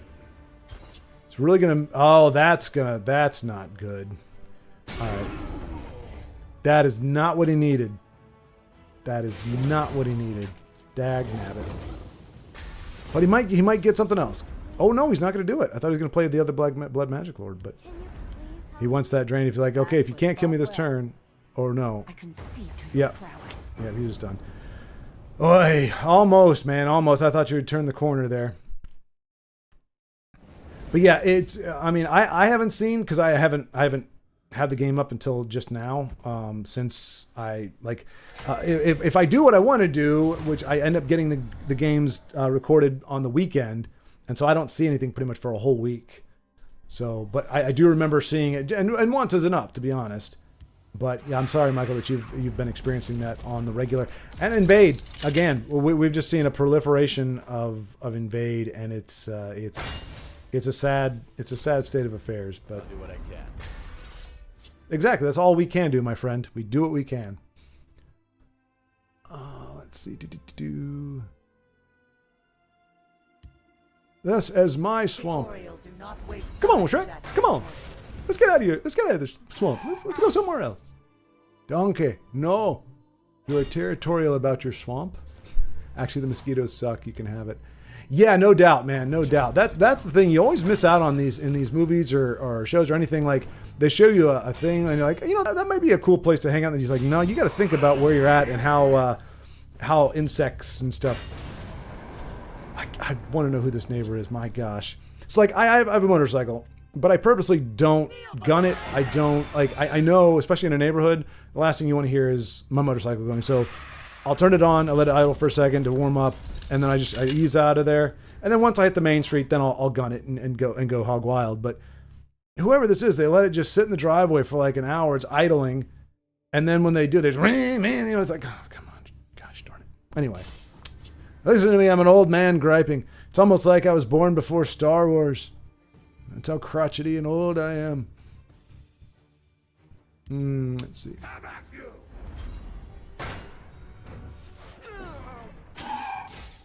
Doopa-doopa-doo. I wonder if there's data for what archetypes are the most consistent, but Market and Invade would be way up the list. Yeah, I agree, Michael. I would say both of those definitely have a obscenely high win rate. Like, Market can even win. You know that when they have that one gauntlet, I don't remember what it is, where it's like you can have like 6 copies of one card. Like, if you end up against a Market deck in that matchup, unless you're also running a Market, which would make you no better than they are, like, you're not going to win. Like, you can't. Even if you have like you have 6 doucheniks and Shadowfins and everything, because they cost so much, they come in so late, and because they have so many more of those things, like you can't win again. I mean, in that gauntlet, if you're running that, you're just going to win every game unless you happen to go against somebody who's against you. It's just they're crap. They're absolutely, and which is part of the reason why they're so reviled. Baldric, yep, he wrote a lot of novels from his Discworld series. Color of Magic is one of the more known ones. Going Postal is also a part of that world. He's also co-wrote with Neil Gaiman Good Omens. Baldric, again, very well versed, very well read. Color of Magic, that sounds a little more... And Discworld, like, I'm familiar with those. But to be fair, I didn't hear about Wheel of Time until it was before the Amazon crap. So I knew that it was actually good. Because based on the show, you wouldn't think so. But yeah, I'm just these are all like Going Postal doesn't sound very sci-fi or fantasy. It sounds like more like a John Grisham book. But like Discworld and Color of Magic, those sound a little more fantastical, a little more whimsical. Is that? I'm guessing they're more. That's more kind of Good Omens. That also sounds a little more. For lack of a better word, like Tolkien-esque, a little more, just fantastical. We get an all-caps squeak from Michael Bailey. Squeak. Not sure why. I'm sure that's a reference to something, and somebody will inform me what it is momentarily. But I won't see it for an hour. Making a deck with 3 copies of Blue Claw Matron and other for few gorgeous cards, and Barter and Thirana. Ooh, you should give that deck list to Brave. She loves Thirana. All right, so that is Antoine. I believe that would fall into the classification as IO and who is it? Who said this as well?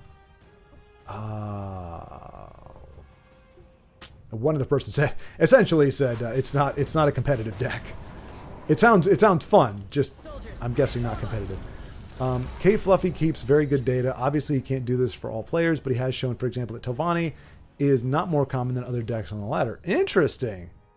Interesting. Truth is stranger than fiction, even though sometimes it feels that way. Yeah, but you know, we have this thing though. Like I do wonder, and I'm not saying that I think this is the case, but we've seen cycles happen, and it used to be called the meta, which I don't know if you can really have a meta when you have a dead game like this. I'm guessing you can technically still in some way, but like we've seen cycles, we've seen where there's a resurgence, or there seems to be a resurgence of certain kinds of decks.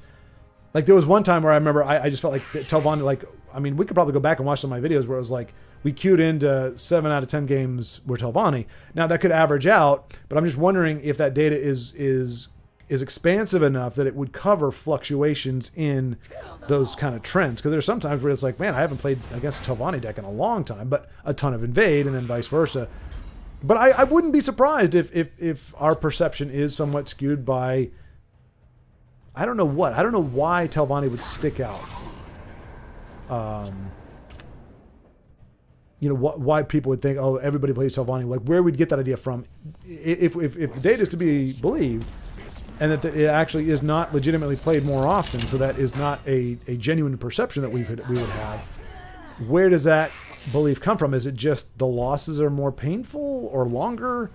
Like, what is it that makes, what is it that substitutes as truth that makes it seem like it is in fact truth? Why so many people seem to feel like Telvanni is, you know, one of the more overplayed decks, or one of the more popular decks, when if that really isn't the case. I would be curious what the psychological ramifications are, or implications are. Alberto, Dios mío, hablas mucho, mucho. So I believe you're saying, my God, you talk a lot, maybe? I know Dios is God, right? Because I Dios mío. Oh yeah, that's essentially saying, like, I Dios mío is like, oh my God, right? I think. And then hablas is the two, you, and a lot. But yes, Alberto, yo hablo mucho. Mis llaves, not llaves. Llaves are keys. Labos. I can't remember what lips are, but those está muy rápido. And there we go. I'm piecing it together. But yes, that's kind of my thing. I think there are just streaks, and you can mute me though, Alberto, if you would like to. If you just like to enjoy the gameplay, then feel free to mute me and just enjoy the heck out of some good Tessel games. I mean, that's my assumption. That's mostly why people are here. But then we end up having conversations about other things. Let's see. I think there's just streaks of things like having or not having the ring, but it evens out over time. Yeah, and that's the killer thing. You know, because it really would be very poignant if you go through, like, you have a win streak, like winning 20 games then losing 20 games is going to feel amazing and horrible. Even though the average, if you won 20 and lost 20, you averaged out like it was a 50-50 win rate. Those 20 that you won, you're going to feel like you're godlike, you're unstoppable, and the world is your oyster. And then you lose 20 in a row, and you're going to like despair and uninstall the game. Even though it ultimately works out to 50-50. If it had been lose one, win one, lose one, win one, you may feel that yo-yo futility going on, but you're not going to have those extreme highs and lows. Whereas the exact same outcome, where you're just getting nothing but wins or losses, can have a drastic impact on how you perceive the game and yourself playing it. Zeno, listening Schwartz speak Italian food is priceless. Don't mock me, sir. Don't mock me. I'm doing my best. Oh, sorry, sir. I'm doing my best. Right, he can only measure his own win rate. That's the other thing, too. K Fluffy is not, and he does not, K Fluffy does no way represent the common man. K Fluffy is no common man. K Fluffy is abnormally exceptional at the game of Tessel. And those of us who are exceptionally not exceptional at Tessel weep great tears of, I wish I could remember who was playing that. I forgot to look at the name. Because, porque yo hablo mucho. I don't know how to say too much. Or in excess. Do I? Mas. Mas? Well, that's more. Mas. I don't know. Yeah. Oh, yo hablo más.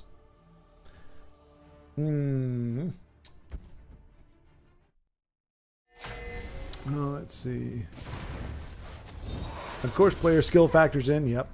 Cooking with Tessel. Oh, yeah, there we go. Yeah, referring to Antoine's divulgence of the recipes. Yes, cooking with Tessel. I want the alliteration if I can, but cooking with Tessel actually kind of sounds like if you didn't know that we talked about cooking on here, you would think it was like, it's like, oh, we're really cooking. Now, like, what is that? We're cooking with gas. I think that's from Breaking Bad, which I didn't see, but I've heard that that's a line from it. So, it's like instead of cooking with gas, we're cooking with Tessel. You're like, whoa, that's kind of cool. And like you tied in Breaking Bad with Tessel. It's like, no, I'm literally saying we cook and we talk about cooking and we talk about Tessel. But so far, I think Antoine is the only one who's really divulged any actual like full recipes. That would be amazing, Incarnate. Like a menu every week. We could do that, honestly. And put that in the description. Shoot. If I remember to, I'll scroll up. Otherwise, if you want to put it down there, I will copy it and paste it somewhere. And then I can put it in the description. Be like, Antoine's recipe of the week. And pin that in the comments or in the description for, like, once the VOD is up there. I'd be totally down with that. That'd be really cool.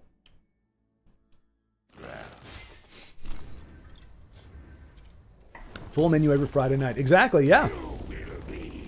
Yep. Oh no! I think I remember you mentioned that. You actually have a Skyrim cookbook, which sounds pretty freaking awesome. I probably does not have Rosado Ametista Dorada in it, but probably has some tasty stuff. Although it would be messed up, but it would be pretty funny if they're like, 3 ounces of wheat and 2 ounces of, I don't even know what it is. This would be a lot funnier if I actually knew what the recipe was. But if I did, I wouldn't die so dang much in Skyrim. But like one of the potion recipes for making health potion is like wheat and there's something else. But to be messed up with the cookbook is like, yeah, wheat and this health potion. Like, wait a minute. This is not a legitimate cookbook.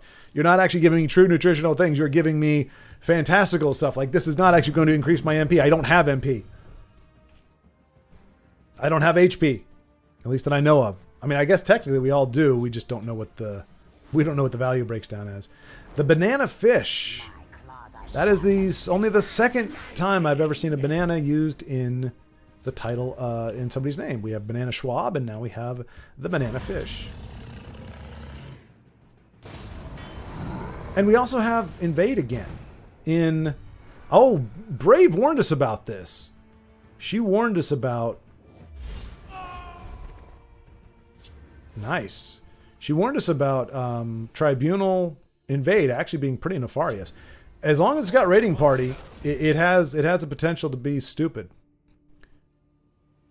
Michael Bailey, I'm normally willing to grind to Legend, but this season, no interest with class. On the other hand, I have been enjoying microbiology, and it's nice to get away from the endless math of chemistry. I do remember you mentioning that, Michael, and in fact, I remember you correcting me, whereas I had said, oh, microbiology, that actually sounds cool because there's no chemistry involved, or there's no math involved. And you're like, no, there's definitely math involved. I was like, oh, okay, well, no, I don't like it anymore. But you wouldn't think microbiology would necessarily have a ton of biology or math in it, because biology, I remember going through biology, basic biology, and it wasn't very mathematically heavy. It was just, about critters and kingdom, phylum, class, order, family, genus, species, and all that good stuff. But clearly, microbiology, tiny biology, involves math. Nice try. But hey, I did. You can't see it. I actually have literally right behind me. I have a new background. I don't know what I'm going to use it because this just seems to be better. You can see more of the game. Like, the less of me and stuff that you're seeing, the better it is. But it's a really cool background. But I had to use math. I whipped out my mathematical skills to make sure that because you can't just be like, oh hey, I'm going to hang 4 posters. The posters are 19 inches wide. My wall is 30 inches wide, so you can't do that. You have to measure. You're trying to measure from the side of the wall, like making sure the space between them is equal, and then you're measuring from where the actual nail goes in, which should be half of the poster size, not the full size, and then the 3-inch gap plus the other half. So it is actually one poster, but it's only one poster for 2 sections. The other 2 sections have to be half the poster plus the extra 3 inches that you want. Anyway, but I do it the old school way. I do it the way I used to solve word problems. I draw it all out. Like I draw a wall. I draw, you know, was it 12 posters? And obviously the gaps are not what they really are, but then I draw a little line. Okay, question mark, gap number 1, gap number 2, gap number 3, 4, 5, and so on. And I measure it all out, and I figure out, okay, this is how much I need, and then I do my measuring, and the stuff hangs up, and it looks darn good. I'm gonna say it looks darn good, but I would have to pull down the green screen, and nobody needs to see the background. It's pretty fun. It's pretty colorful, pretty motley. I'll use it at some point. But I understand Michael Bailey. Unfortunately, I have committed, as I've been reminded, to climb the ladder next season, so I will have to, even if I was somehow, you know, taking microbiology as well, I would have to find time. But I'm glad that you're enjoying what you're learning. That's a huge boon. And it's very rare, at least for me. There are very few times that I actually enjoyed learning what school wanted to teach me. So I'm glad, for your sake, and just for your life and for your life as it is now, that you are actually actively enjoying what you are learning. Because I mean, I feel like that's the best of both worlds. Like you're more likely to learn. You're going to learn better. You're going to learn more. You're going to be voracious and learn more stuff than, certainly more than, like, you know, if you don't like it, you learn the bare minimum. If you love it, you learn everything you can about it plus some, and then you go on to you enjoy creating your own. Is flame lash can't be used, can it? No, it doesn't matter. Okay, so after some really good wins with his vampire warrior deck, we do see Tiago suffer a defeat, I think for the first time today. And we will join Ugnip for more of his battling there. Yeah, I have those seasons too. This month I played an old game called Ryzen. That was fun. Isn't there a candy called Ryzen? Or Risen? That is Risen, isn't it? Risen, isn't it? Oh no! Another ugly Grumite. Magus, as I was informed, I believe by Io, might have been somebody else, might have been Arrakis. Somebody told me Magus means essentially like sorcerer or whatever, but I just think it means ugly. Grumite Magus, well, you know how Spanish, the words are swapped. Grumite Magus means ugly Magus. Or ugly Grumite. But it's kind of redundant because they're all ugly, so you kind of just have to roll with it. Although I will say in premium, with his little glowy stick there, it actually doesn't. Well, I mean, he looks worse. Like the way the light is playing on his eyes, like a cat would, it looks much worse. He looks worse. The card itself looks pretty cool in premium, but that's an epic, man. Ugnip, did you craft that, or is that one of the ones that you just get randomly in packs and you just keep it because it's a premium and it costs too much to craft a premium, so you just keep whatever premiums you get? Or did you actually craft a Magus? Because am I seeing that's premium? So maybe this is just not a Faded Wraith though. That's not a premium. What's up with that? Why is there no bling for Faded Wraith? Just because he's dead doesn't mean he shouldn't be pretty. Hans Zimmer actually goes on tours and his music is awesome. Plan to be in Munich with a few friends next year. Nice, Big Hein. Awesome. Have you done that before? Have you seen Hans Zimmer live? That's trivia. Like, you know, you hear all the time about concerts. Of course, you got, you know, what's the growl that everybody loves? She's the best. Taylor Swift or whatever. I think that's her name. You know, you hear stuff like that. It's like it's as common as, you know, poop. But, you know, to hear somebody that gets excited about going to like an actual like concert, like with an orchestral symphonic concert, like you don't hear about those very often, and you don't hear people getting amped up for those as much. But like, honestly, if I had to go to a concert, it would be something like that. I would much rather go where it's just like, I don't have to worry about people standing like you go to some sporting events or you go to some concerts and it's like you cannot sit down. If you want to see anything that's happening, you have to count on the fact that like everybody in the rows in front of you are going to be standing up the entire time. So you need to be prepared to stand up too. Otherwise, you don't get to watch anything. You're just going to be looking at somebody's butt the whole time. So like, I like the idea of like a more like the symphonic experience where you can kind of dress up. It's a nice, cool, calm atmosphere. People are, you know, eating strawberries and sipping champagne, swashing it around in their mouths and spitting it out and all that good kind of stuff. And you're just really just absorbing the live presentation of some really beautiful music and letting it transport you somewhere else versus like the lighters and cell phones and hey, there's a lot of bands that I like that do that kind of stuff. It's fine. It's just that's not my cup of tea. I would much rather do a Hans Zimmer event too. But that's great. You already got plans to go see him.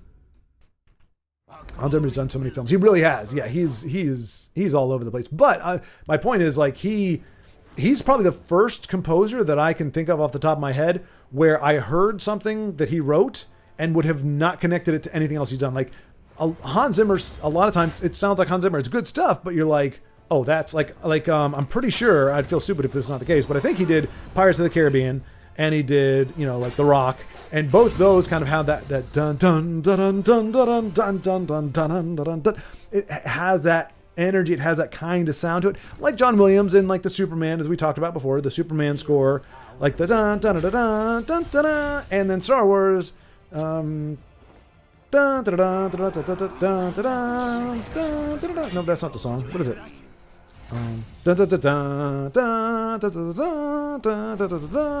With Superman. You see, when I go da da da da, it's when I use does to denote music, it all sounds the same. So I'm able to prove my point by the sheer obscurity of it all. But it really does. If you listen to those themes, they kind of have a similar vibe. And Hans Zimmer has a great sound, but it has a similar vibe. A lot of his music. Dune, no way. Like I would, ooh, good gravy. With the last of his cards, he just rages on poor Ugnip. Pengu, no! Pengu, say it ain't so. That's one of those ones you just get. It just gets kind of quiet. You're like, oh, that just happened. All right, come on, Io. Bring us back, man. Bring us back. We just suffered a crushing blow. It was unstoppable rage, but it felt like a crushing blow. You know what I mean.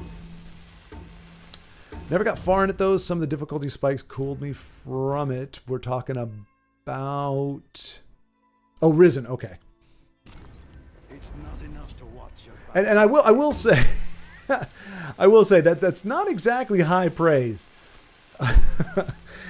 If somebody were to tell me, hey man, you should play Risen, it's a competent game, I'd be like, okay. I'll let you play competent games. I want freaking awesome, man. Freaking crazy, freaking man, awesome. Best game ever. A competent game is like a serviceable. It was a serviceable script. It was a competent whatever. It means it's not crappy. It does what it does well. That's another one. Like you're like, okay, it only does one thing. It does it really well, but it really only does one thing. I mostly know him from Last Samurai. I think you're talking about Hans. I haven't seen that one. Is that the Tom Cruise one from like thousands of years ago? I have not. I don't think I've seen that one yet. Okay, so we got the win from Io. That was refreshing. All right, let's see. Justice for Tiago. Lost the last one. Let's see him bring it back against. Ooh, well, but this is not your typical Prowl Smuggler. Is not. I mean, Pilfer cards are not typically control cards. So this may not be Ebon Greed. So Beowulf did enjoy Risen. Did not like the follow-up, which I'm guessing would be Back on Your Feet, or Standing Up Again, or Falling Down, perhaps, which actually is a movie, but probably has no correlation to Risen. It's really hard at first, but that makes it really rewarding later. I get that. It's kind of like Cuphead, although I think Cuphead is just hard all the way through. But games where I like games, kind of like, honestly, I did enjoy Guardian. My opponent's delaying the game. I have no patience for this. Okay, so unfortunately, yeah, Maggie Trice Honor is... not doing honor any honor, which I gotta say, this is not the first time it's happened. Because the irony stands out to you. It would be like if Friends acted like jerks. It was like if whoever K Fluffy Friends, If he acted like a jerk, it'd be like, well, it would stand out because it's ironic that somebody who's, as part of a group called Friends is acting like a jerk. I'm not saying that ever happened, but it would stand out. So same thing, honor in all caps. You're like thinking, okay, this is a very honor-bound clan. They're all about honor. Like they chose to make their name about honor, so honor is the thing here. But as this schmuck, can we say schmuck? Seems to be demonstrating. Now, there could be a very good reason for it, but for all intents and purposes, because of trash players like this, the game died. Yeah, well, at least that's in part, and that's what I've been screaming from the rooftops.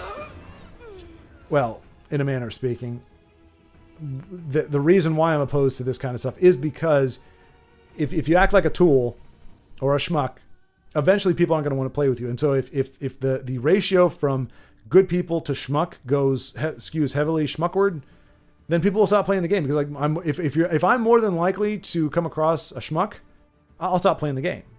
Anybody would, because it's like if the odds are that I'm going to have a crappy experience, why bother?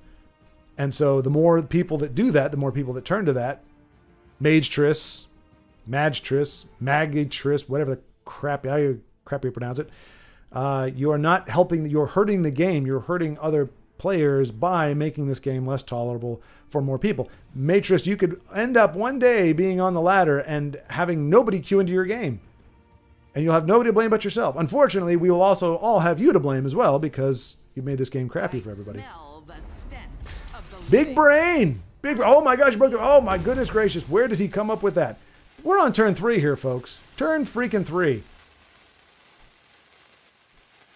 I wish you could just like petition the clan and be like, hey, this is what one of your members are doing. Is that cool with you guys? Like, he is heavily besmirching the name of honor. I think you can do better. I think he either needs to lose the name and maybe he is. Maybe he's already been kicked out and he just refuses to change the name. I don't think you can make them.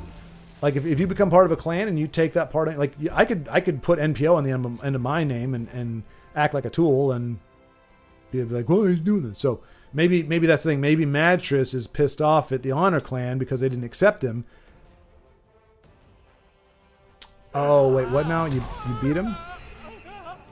I beat him just now, so I guess he's trying to piss me off about that. Okay, gotcha. Like, seriously, like a petulant child. That's what I imagine like a 7-year-old just sitting there going,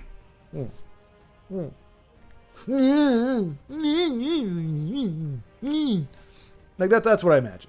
And I would be very disappointed if that's not the case, because at least a 7-year-old or a 4-year-old, I can imagine. I live with a 4-year-old. Cries a lot. At least, if Magtris is a 4-year-old, I would at least feel better about it. Be like, okay, he's acting his age.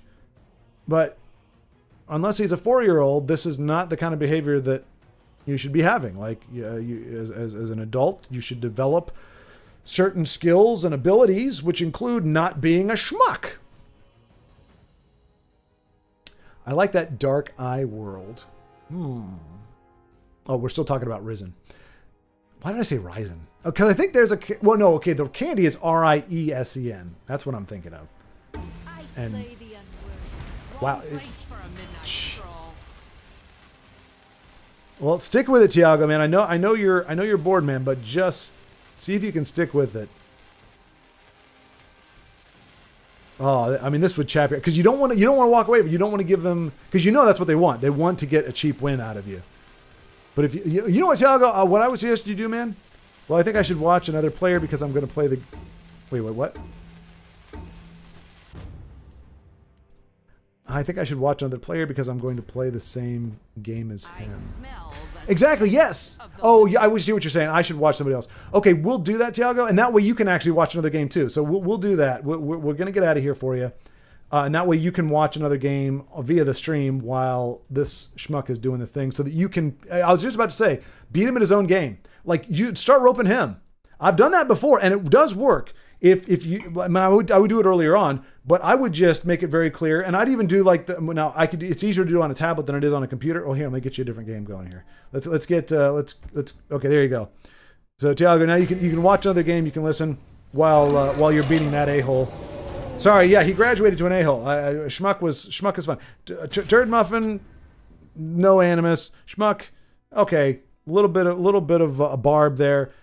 and then if the a-hole slipped out there, obviously I really have very much I lack respect for that individual.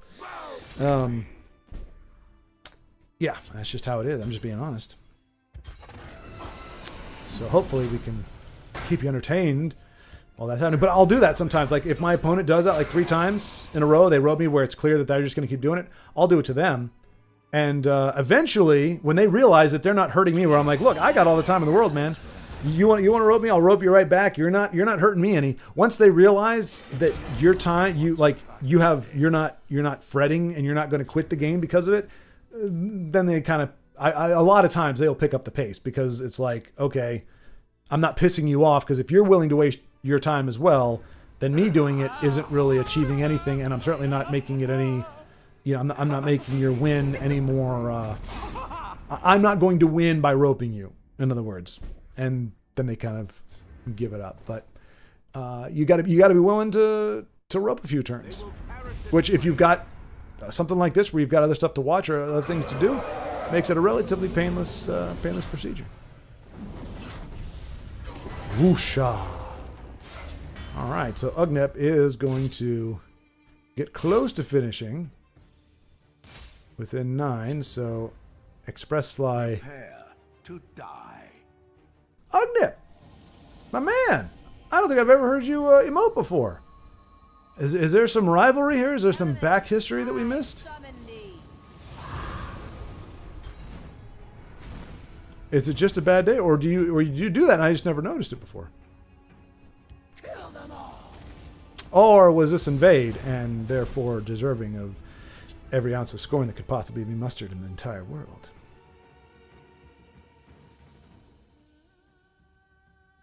That's a nice premium wildfire right there.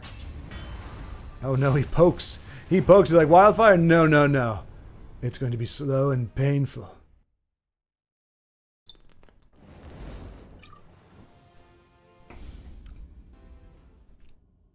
GG Ugnip. Dragons. Ho! I kind of want to check in with Tiago, but I want to keep the games going just in case he is still having to be. He's doing a tug of war. Oh, for some reason I thought that was an invade. Sorry for being mean to invade. No, that's why I didn't know, because it was Battle Mage and it was the Supreme Attribute, so I didn't realize until I saw as soon as I saw the invade card, I was like, okay, I get it now. I see. I just, like I said, I was just looking for context. I was just, okay, what's, because I hadn't seen you do that before, so I was like, okay, is that, but I get it. I get it. It's definitely understandable.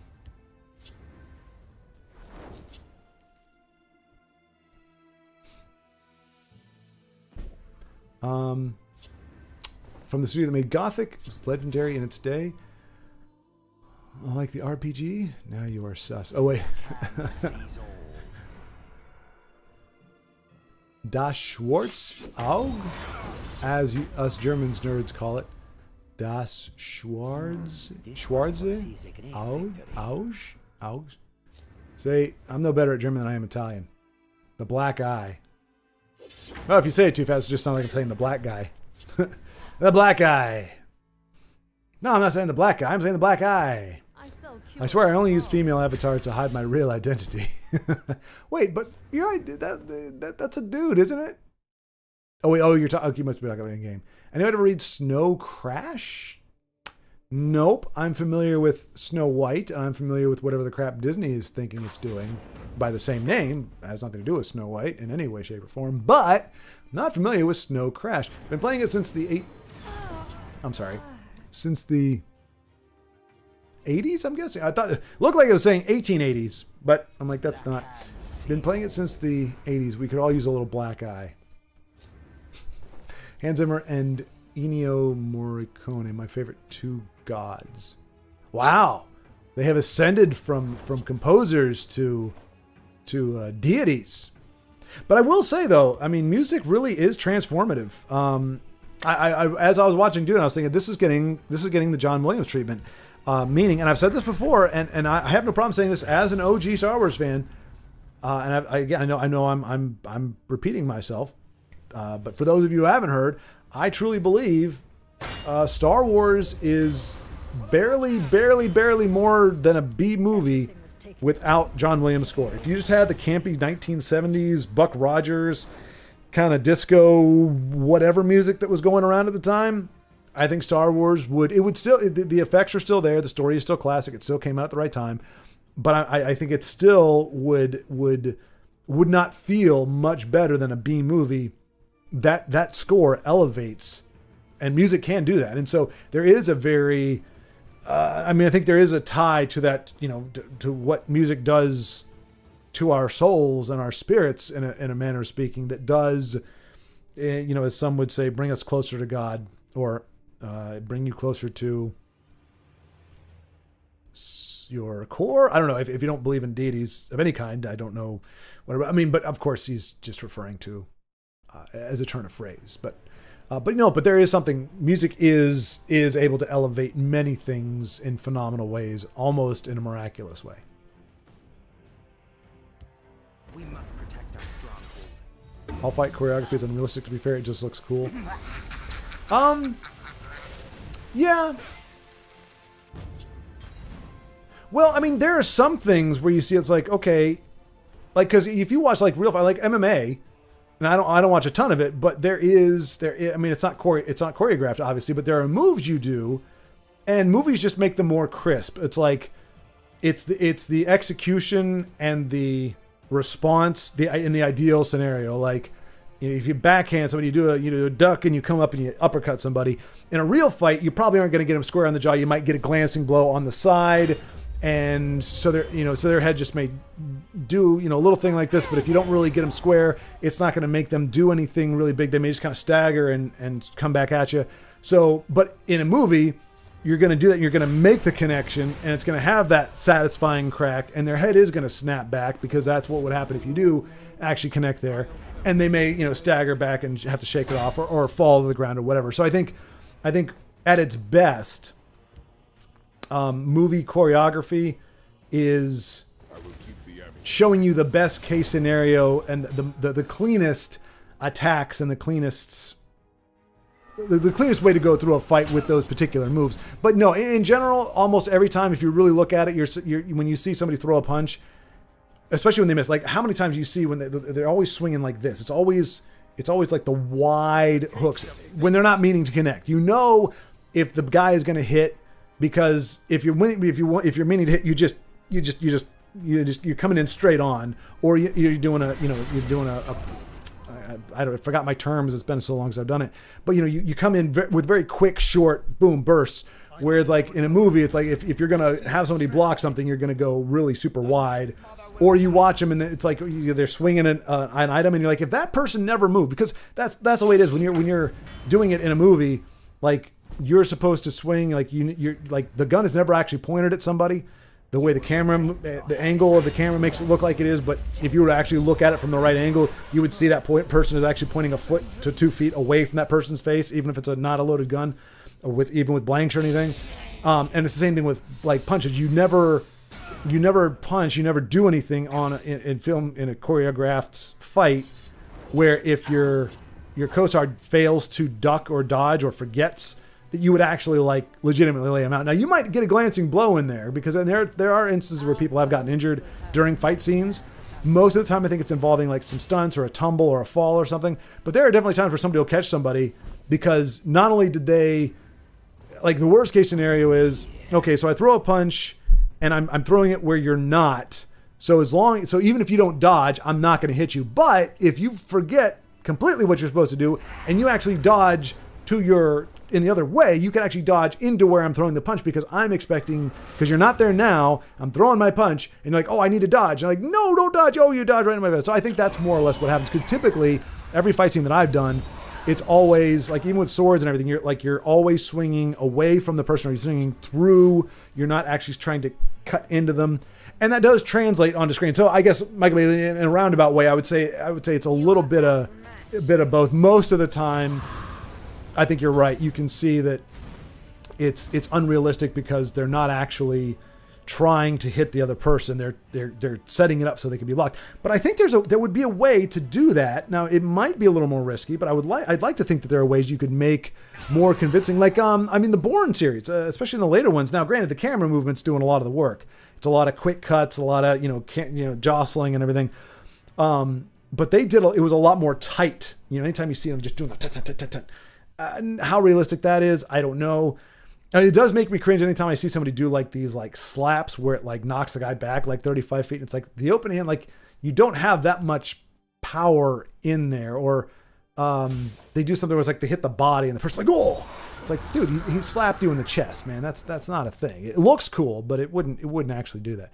So yeah, I pretty much agree with you, but I do think there are some movies that do it better than others, and they make it a little less obvious that it's not realistic, and they essentially just enhance it to the point where, like, look, if you got a clean hit on somebody, this is how they would react, and this is how it would look. Now, you'd probably break your hand.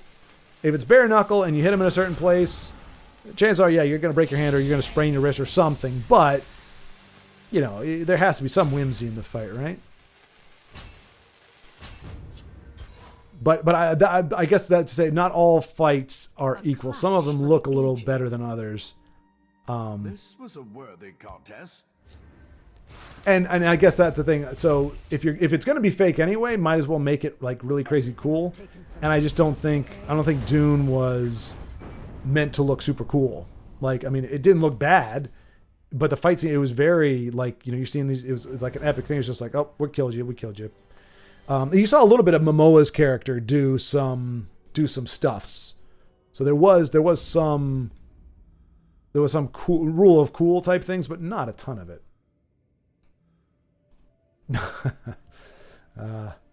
It's hard because, like I said, it's understandable when we get salty at the game and invade or any kind of deck really.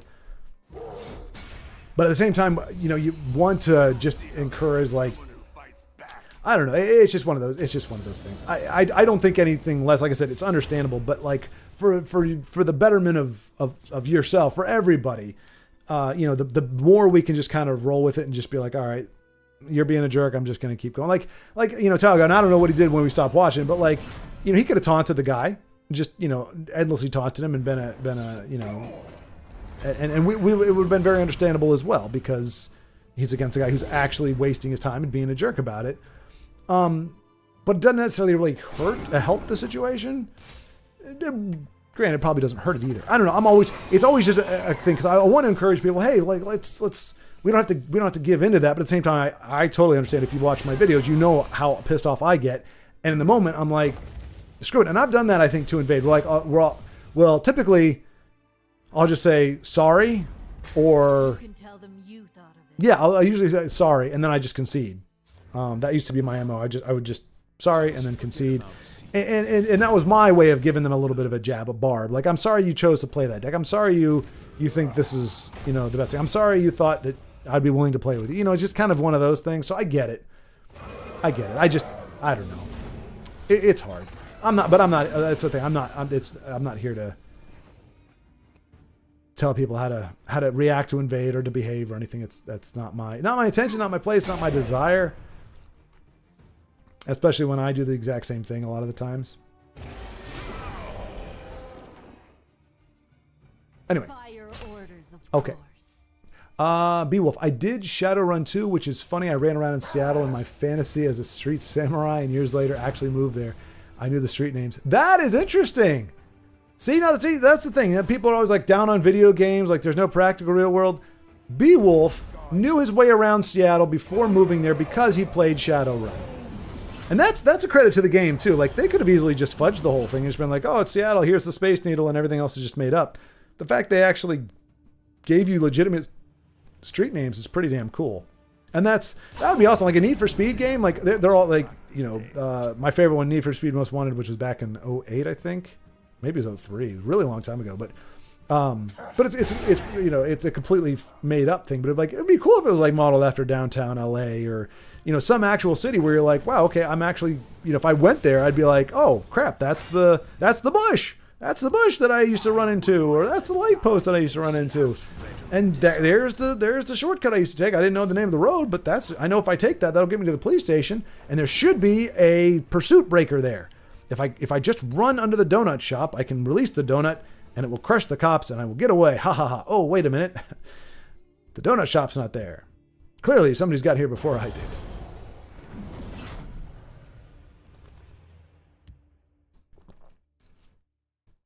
All right. I have woefully neglected chat. I do apologize. I'm going to catch up right now really quick because I want to be a part of the conversation again. And Body Bag joined. Okay, so here we go. All right. I didn't check the map thoroughly. Never heard of it. Never heard of, sorry. Behind it has a small fan base with cool setting. Actually, Shadowrun like 5000 BC. Highly magical world. An evil empire, the Therans. High magical slavers. Trying to submit all free people and demons. Yikes. And demons. That's pretty spicy. Big Hind. I've never heard of that. You hear about slavers trying, attacking the free people of Middle Earth or whatever, but to actually like have the audacity to go against demons, that's pretty great. Horrors trying to feed the emotions of name-giver races. Main race are dwarves. Well, that's gonna make some people happy. A lot of people love the dwarves and feel they get a bad rep. It's always the pointy-eared elves that get all the love. Redoran is already on my channel 6 months ago. Okay, gotcha. Redoran Werewolves is already on my channel. Okay, I gotcha, Denise. I apologize then. I did not see it. But bring it back, damn it. That's what I'm saying. I don't care if it's there before. It needs to be there now. That's what I'm saying. 6 months, that's... people forget all about stuff in 6 months' time.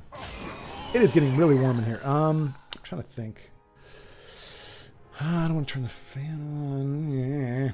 I turned the AC on before I sat down, but it might not be set at what I want it to be set at anymore. It's also not late enough in the day. It can be very hard to keep it because I'm technically not directly over the garage, but I'm garage adjacent, so all the heat from the garage comes up here and makes it a lot harder because the heat rises, and unfortunately it's rising right into because the garage is not air conditioned. So unfortunately, the one room. Oh, that's gonna make Io happy. Look at that there, Frost Giant. Look at the Frost Giant doing things. Oh, good gravy. Frost Giant could win this game. Because Mulamir can't attack him, because Mulamir is a big chicken. Ooh, things are looking pretty dire here for Ugnip. Oh, not card draw, not card draw. It's card draw. Dag nabbit. Oh my gosh. So with Razumadazzum, he can get rid of Frost Giant. That's a feels bad Razum moment right there. That's for sure. But it's either that or die the next turn. So Mulamir will come to the rescue. Ugnip might be able to pull this one out. But so this right here, this card back here, folks, is Gray Fox. Is that right? Ooh, jeez. Mulamir can only kill one. Which is enough. It's enough. And he can play Brynjolf, so that's huge. So as long as Rendels can't finish him off the next turn, he's going to probably turn this thing around. Probably... Yeah. All right. Shall we put in a dishonest day's rent? This is tense. All right. Oh, that was too fast. There's a charger. Nalago will make them. Oh, it's gonna kill Brynjolf. No. Oh. Oh no.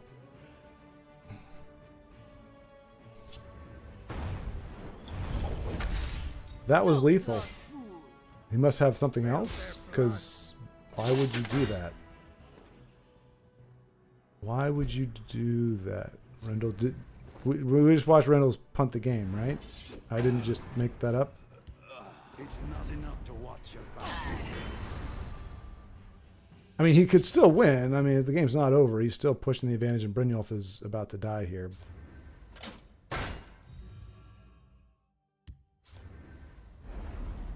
all the card draw in the world, man. Jeez, cannot starve him out. There's nowhere they'll hide from me. Lots of bodies, and can play them all too. Wow. Dull clawed fool. Dang it. Well, that's card draw. That could be something. Wildfire, not going to get it done. Dag nabbit.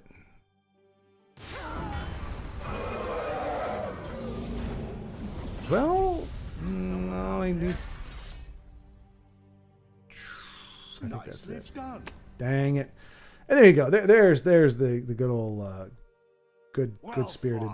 There you go. A nice exchange. A nice. Let's see. It'll be more useful fertilizing the forest. Dull clawed. Dang, I don't think I've ever heard her full thing. That's a lot of that's some serious trash talking there. You're gonna fertilize the forest. Wow. Way to rub poop in the wound there, wood elf lady.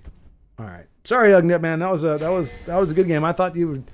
Again, like I said, when it comes down to the end of the game, like that's when you need your opponent to draw some of their early game stuff, like you do. I mean, not necessarily you did it in that game, but I always feel like I draw my early game at the end of the game. It's like I need a big body. I need something to turn this thing around. I was like, no, we're going to give you a bunch of little stuff. And so you're hoping your opponent will play a few little cards too. And it's like, no, I'm going to throw down like nothing but big bodies, like 4 of them. It's like, all right, well, thanks, game. Let's see. The forest is my cloak. Whoa, Michael Bailey. I did play a Singleton Invade recently. They did pretty well, but once the giveaway occurs, it's pretty bad. Oh, play against a Singleton Invade, I think is what you're saying? They did pretty well. Yeah, okay. Played against a Singleton Invade, but once the giveaway occurs, it's pretty bad. So once you know that it's a Singleton Invade, I think. Withered counters market. A withered hand. Oh, yeah, withered hand cultist. Yep. But you have to be running a strength. And they're scamps, but that card sucks. Yeah, exactly. Scamp is good pretty much just for that. Soldiers, report. Wow. Going postal about the death of a post office service being trampled under new technologies like the clacks. Oh, gosh. So I might have triggered somebody with my clack comment. My inadvertent clack comment might have actually upset some, which is actually fine because USPS just told me that I got a package in the mail. They're like, your package has been delivered. It's in the mailbox. It was delivered at 11 o'clock. And I was like, cool, it's 12 o'clock now. I shall go out to the mailbox, which is not in the front of my house because for whatever reason in Texas, the mailboxes, even in like housing, like where in Virginia, if you lived in a townhouse or condos or whatever, they would have like centralized mailboxes. Like you'd have a mailbox on the corner and it was for the whole row of townhouses. So there's like 6 townhouses and at one end would be the mailbox. So if you lived all the way down at one end, you had to walk over there. Happily for us, our house is right in front of the mailbox. So you just have to walk out and check your mail. But in single family homes, they had their own mailbox, you know, just in front of the house at the end of the driveway. Maine the same way, pretty much everywhere that I've lived the same way. Texas, even in a single family home, you do not have a mailbox in front of your house. It's the same thing. You've got to walk down, but it's not even like at the end of the row. You got to walk like an eighth of a mile to get to the doggone mailbox in the heat, which means you're going to need to get a shower at the end of it. So checking the mail is a showerable offense in Texas. So I walk my butt all the way down there, getting all sweaty and swampy and whatnot. Oh, so close. So close. And I open up the mailbox, and the mail has come. There are letters, there are envelopes in the mailbox, but there is no package. So what's up, USPS? How can you tell me you delivered it at 11 o'clock, and I open up the mailbox, and it's a lock thing, so it's not like somebody took it out. I open it up, and it's not there. Where did you put it? Because it wasn't in my mailbox. I don't have it. So that's to say, I don't mind if I'm a little persnickety with USPS right now because I am missing a package and I can't do anything about it. I can't like talk to the seller. I mean, I told the seller about it, but it's not his fault. He's showing the same thing I am, that it was delivered at 11 o'clock today, but it's decidedly not there. And then, I mean, pretty much I just have to eat it. If it doesn't show up, it's like, okay, well, you're just screwed.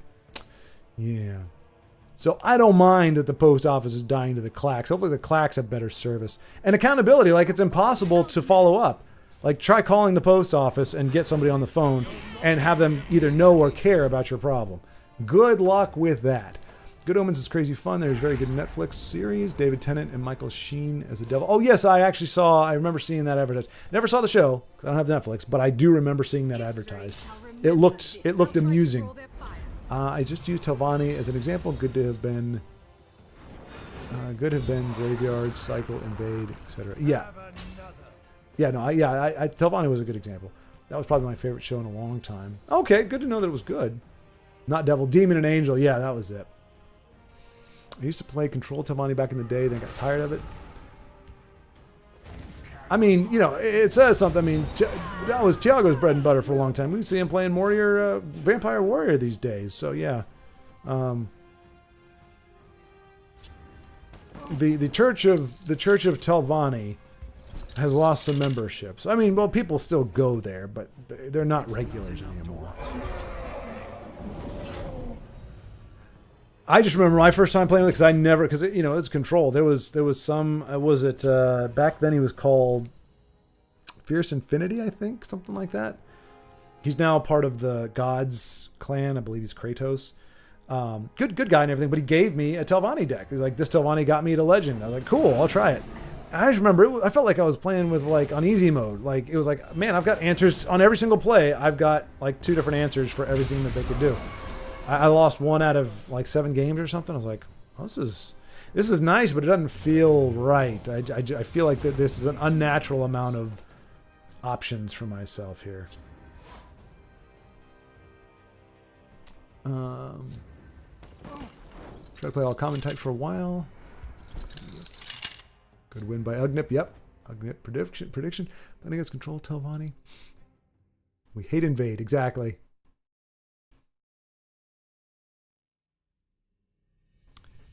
Let's see. Doop-a-doop-a-doo.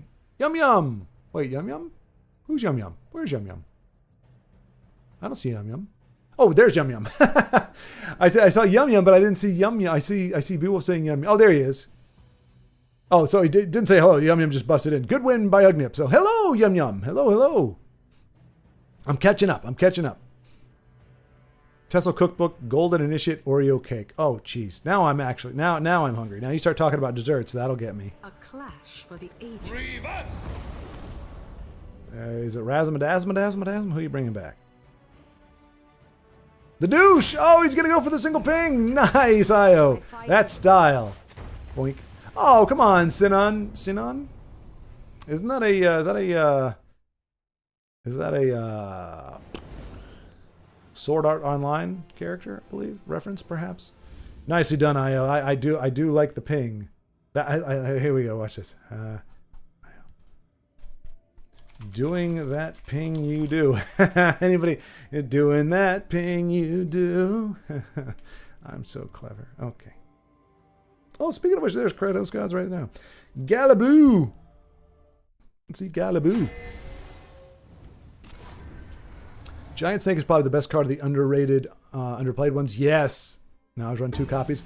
That actually won me a game. And it was actually an actual game that I was playing. Like, it was on a video. Yeah, I was able to hold off my opponent. I happened to have 2 Giant Snakes. And his forces were growing. He was getting stronger. But I was able to shackle down the 2 lanes and gave a win. It's a huge momentum switch as long as you can capitalize. If it ends up being nothing but a delay tactic, then obviously it's not great. But as long as if you're both racing, if you're both mounting a force, Snake is just going to give you the win because you're gonna hold down the lane. I've had it played against me as well, so it sucks when it shows up against you, but it's really awesome when it's in here. That's kind of the truism for everything, though.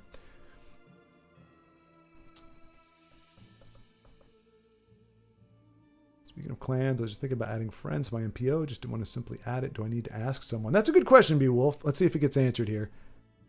Yeah, Last Samurai. Because I'm pretty sure you can just add it. Yeah, Last Samurai is Tom Cruise. Okay, but if I'm being honest, Hiroyuki Sanada is the best actor in that film.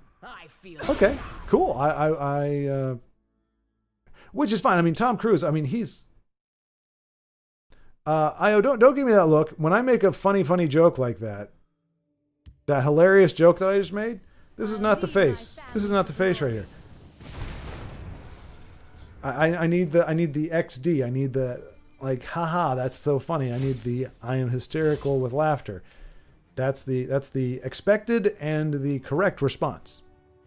Looking at me like I made a bad joke is not an acceptable response. Let's see. But yeah, so if anybody, I think somebody's going to help for Beowulf. Yeah, good to tag up. Okay, so it does get addressed. All right. I mean, I don't know what the official rules are, but especially if you got invited by AROS to join NPO or... Okay, I see what you're saying. Oh, okay, you were just going to add friends, but you hadn't actually talked to... I'm trying to remember, Denise, we don't really have a clan head. We just decided a group, but with me and Ugnip to sponsor, you should be fine. There you go. Exactly. Yep. That was it. Beowulf, generally, I just ask clanmates. I expect they will agree if I sponsor you. Yeah. Well, when I say competent, it's semi-high praise. I was accustomed to seeing local European studios releasing dud after dud, and it's actually a good RPG. Okay, so Baldric, so I remember that we're referring, this is a little ways back now, but yeah, that is good to know then, that competent is actually not meant to be like, it barely is adequate, it's actually... It was actually a compliment there. So good to know. And now I will know if Baldric calls something competent, that is a compliment and it's something to be taken note of, not just going like, okay, cool, it didn't suck. All right, so Beowulf is going to be able to tag up. He's going to be able to be a friend and an NPO. Ugnip, I rarely do any mocking, but on Vade, I always do. Sorry. No, again, it's nothing to apologize for. That was my point, really. It's nothing to apologize for. Don't owe me an apology. I feel bad if I'm like, yeah, tell Invade, because I'm always, trying to be like, hey, we don't need to, don't need to do that. But it's nothing that needs to be apologized for, because like I said, I totally understand it. I just feel like I'm doing, like I don't want to add fuel to the fire is my thing. So the fire is there, it's going strong. That's totally fine. I just don't want to add to it. The liquor store pimp gave Galaboo the good game as Galaboo smacked him in the face with his Atronox. So huzzah, Galaboo. GG. A solid win over... we'll just call it just GG. Because we don't need to pick on Telvanni. I mean, it is, to me, a win over Telvanni is a thing of note. Over, I don't know. There's actually a lot of good decks out there where it's noteworthy to have beaten a deck like that. I don't like overtime mechanic on turns. Loops go longer than they should. Yeah, loops go on longer than they should be allowed to. Yeah, it's hard. I mean, I remember watching. I mean, in the Masters, like guys were taking the full turn, but they were literally thinking. They weren't roping. Obviously, they were legitimately thinking about it. So it's like that there are definitely times where people will use that turn timer and should ideally you want them to have as much time as they can really to make a good play. But you wish there was a way the game could discern between. Hey, Galaboo! You wish the game could discern between somebody taking their time and somebody being a schmuck. And we can't. We are still an Invade hating channel. Exactly right. We don't want to lose our identity as the channel that hates Invade. I tagged you on our Discord as well as others to vote. Okay, so we're voting on Beowulf. That'd be really awkward if it doesn't go through, but I think it will. Oh no, Adventure left before I can say goodbye. Good night. Well, good night, Adventure. Post departure. I'll get this yet. Fight choreography even make MMA way more pretty than it really is. Yeah, that's what I'm saying. Because MMA is not perfect. Like you're not. Like, cause Michael Bailey, when you're taught mixed martial arts, you are given like a move set, like you said, you're given, and you have those, it's not the dance, man. I actually learned a few of them myself. I can't remember what they're called now, but the process,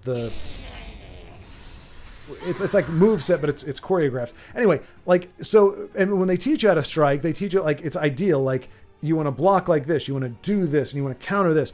But in a real fight, it's never that pretty because your opponent's never going to actually, they may not swing as hard as they need to for your counter to actually work. And so it kind of just, Like you like they end up hitting the side of your hand or something. Like it's never that pretty, but at least in theory, when you're being taught how to strike and how to block, it's, you know, you want it to be very textbook. So I'm just saying that I think fight choreography is textbook, unrealistic to your point, because your opponent is never going to strike as cleanly. They're going to do crazy things. They're going to, it's going to be glancing blows. It's not going to be pretty. Fight choreography is essentially taking what you're being taught and saying, if it could play out perfectly and you could, you know, your opponent could, man, we're just seeing some stuff. 1 point off of Parthenax, unfortunately. Would Psy be enough? Psy might be enough. Yeah, I think Psy would be enough. Never mind. Psy is...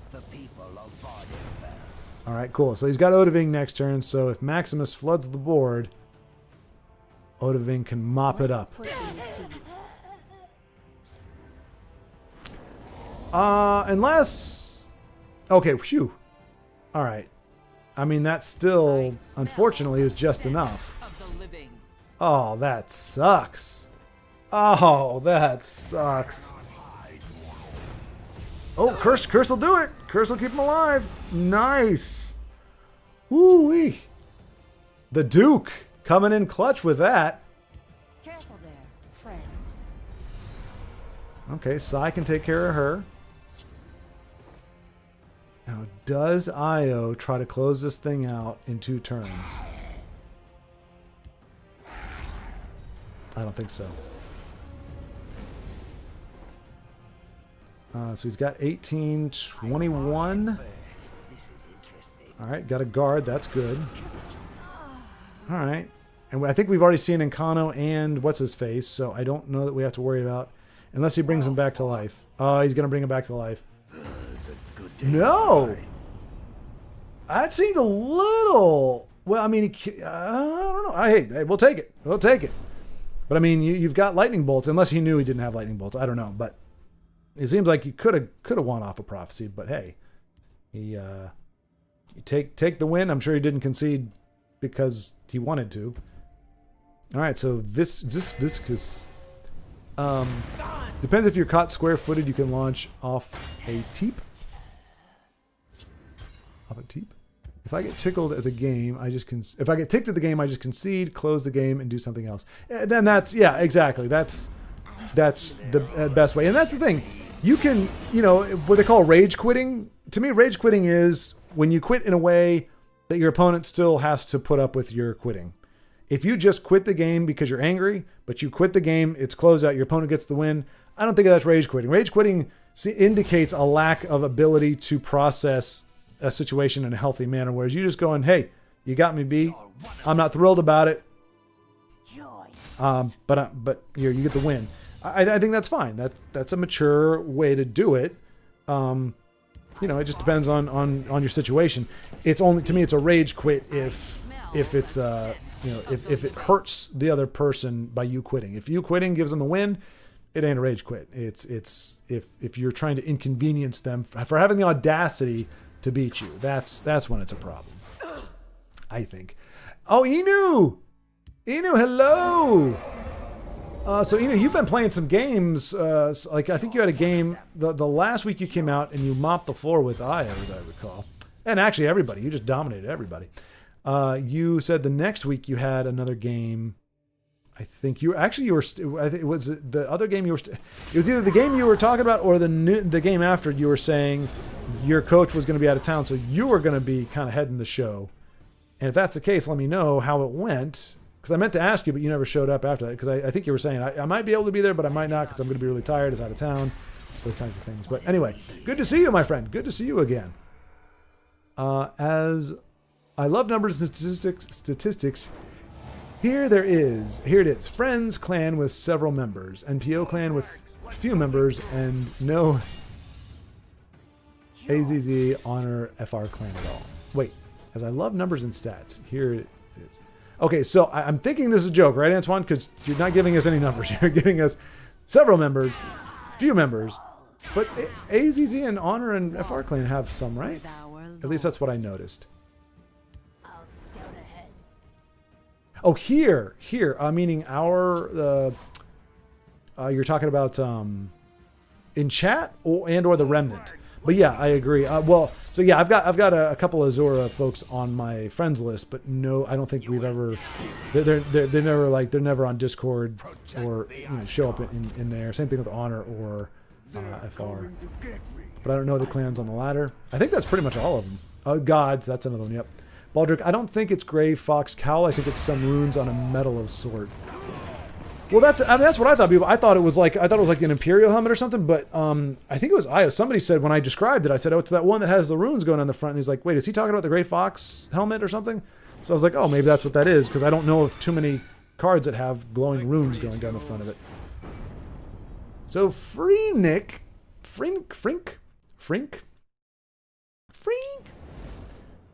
Yeah, it was a 1-1 draw. Whoa, hang on. So nicely done there. Got a win, even if it was not the most glorious thing. Let's see here. Inu. It was a 1-1 draw. Oh wait, I'm off the floor with whom? Like I said, I believe it was Io. Not that I'm trying to stir the pot or anything. I'm just saying I believe that was it was Io or there was somebody else, because you guys fought each other, you won, and then there was a rematch and you won that. It might have been Vincenzo actually. Yeah, let's make it Vincenzo. Since Vincenzo's not here to defend himself, it was... No, it might actually... I think it was Vincenzo, to be honest. It might have been Vincenzo. Yeah. I think that's who it was. It was actually several people. I think you went undefeated. You came back, and because we were doing the unofficial tournament thing. And so you came in, I think you got like 4 wins. You came in at the very end, and you're like, I'm just going to play and beat everybody. And you just won everything. And 1-1 draw, which is fine. Oh, no! Oh, no! Shots fired! Shots fired by Inu. I appreciate that, man. It was a little slow on the uptick. But yeah, no, exactly. Oh, the guy who dodged me like thrice. Nothing like some good old Old Testament style trash talk. He dodged me not once, not twice, but thrice. Thrice times was his denial of my challenge. Yeah, that's who I was talking about. Oh, things are gonna get spicy. Oh, here we got. Oh no, Io. No one mops the floor with me. I am the floor. No. Well, I mean, situationally perhaps, but if you're the floor, then I'm the substructure, the foundation, the crawl space. I'm lower than the floor. Especially when it comes to this game, so I can't have you go too low. Otherwise, there's not a good analogy for where I fit in. We're gonna see if Inu can pull this off against Darth Nerik. So much work yet to do. Let's see. I'm ready for you. Hoping for Oda or Alduin. I like NPO because they've been really helpful to learn the game and mostly good guys. Well, and friends are the nicest. Also some cool streams. Yeah, exactly. Yep. Yeah, friends are fantastic, and NPO as well. I've had good experience with both. It really is Azura.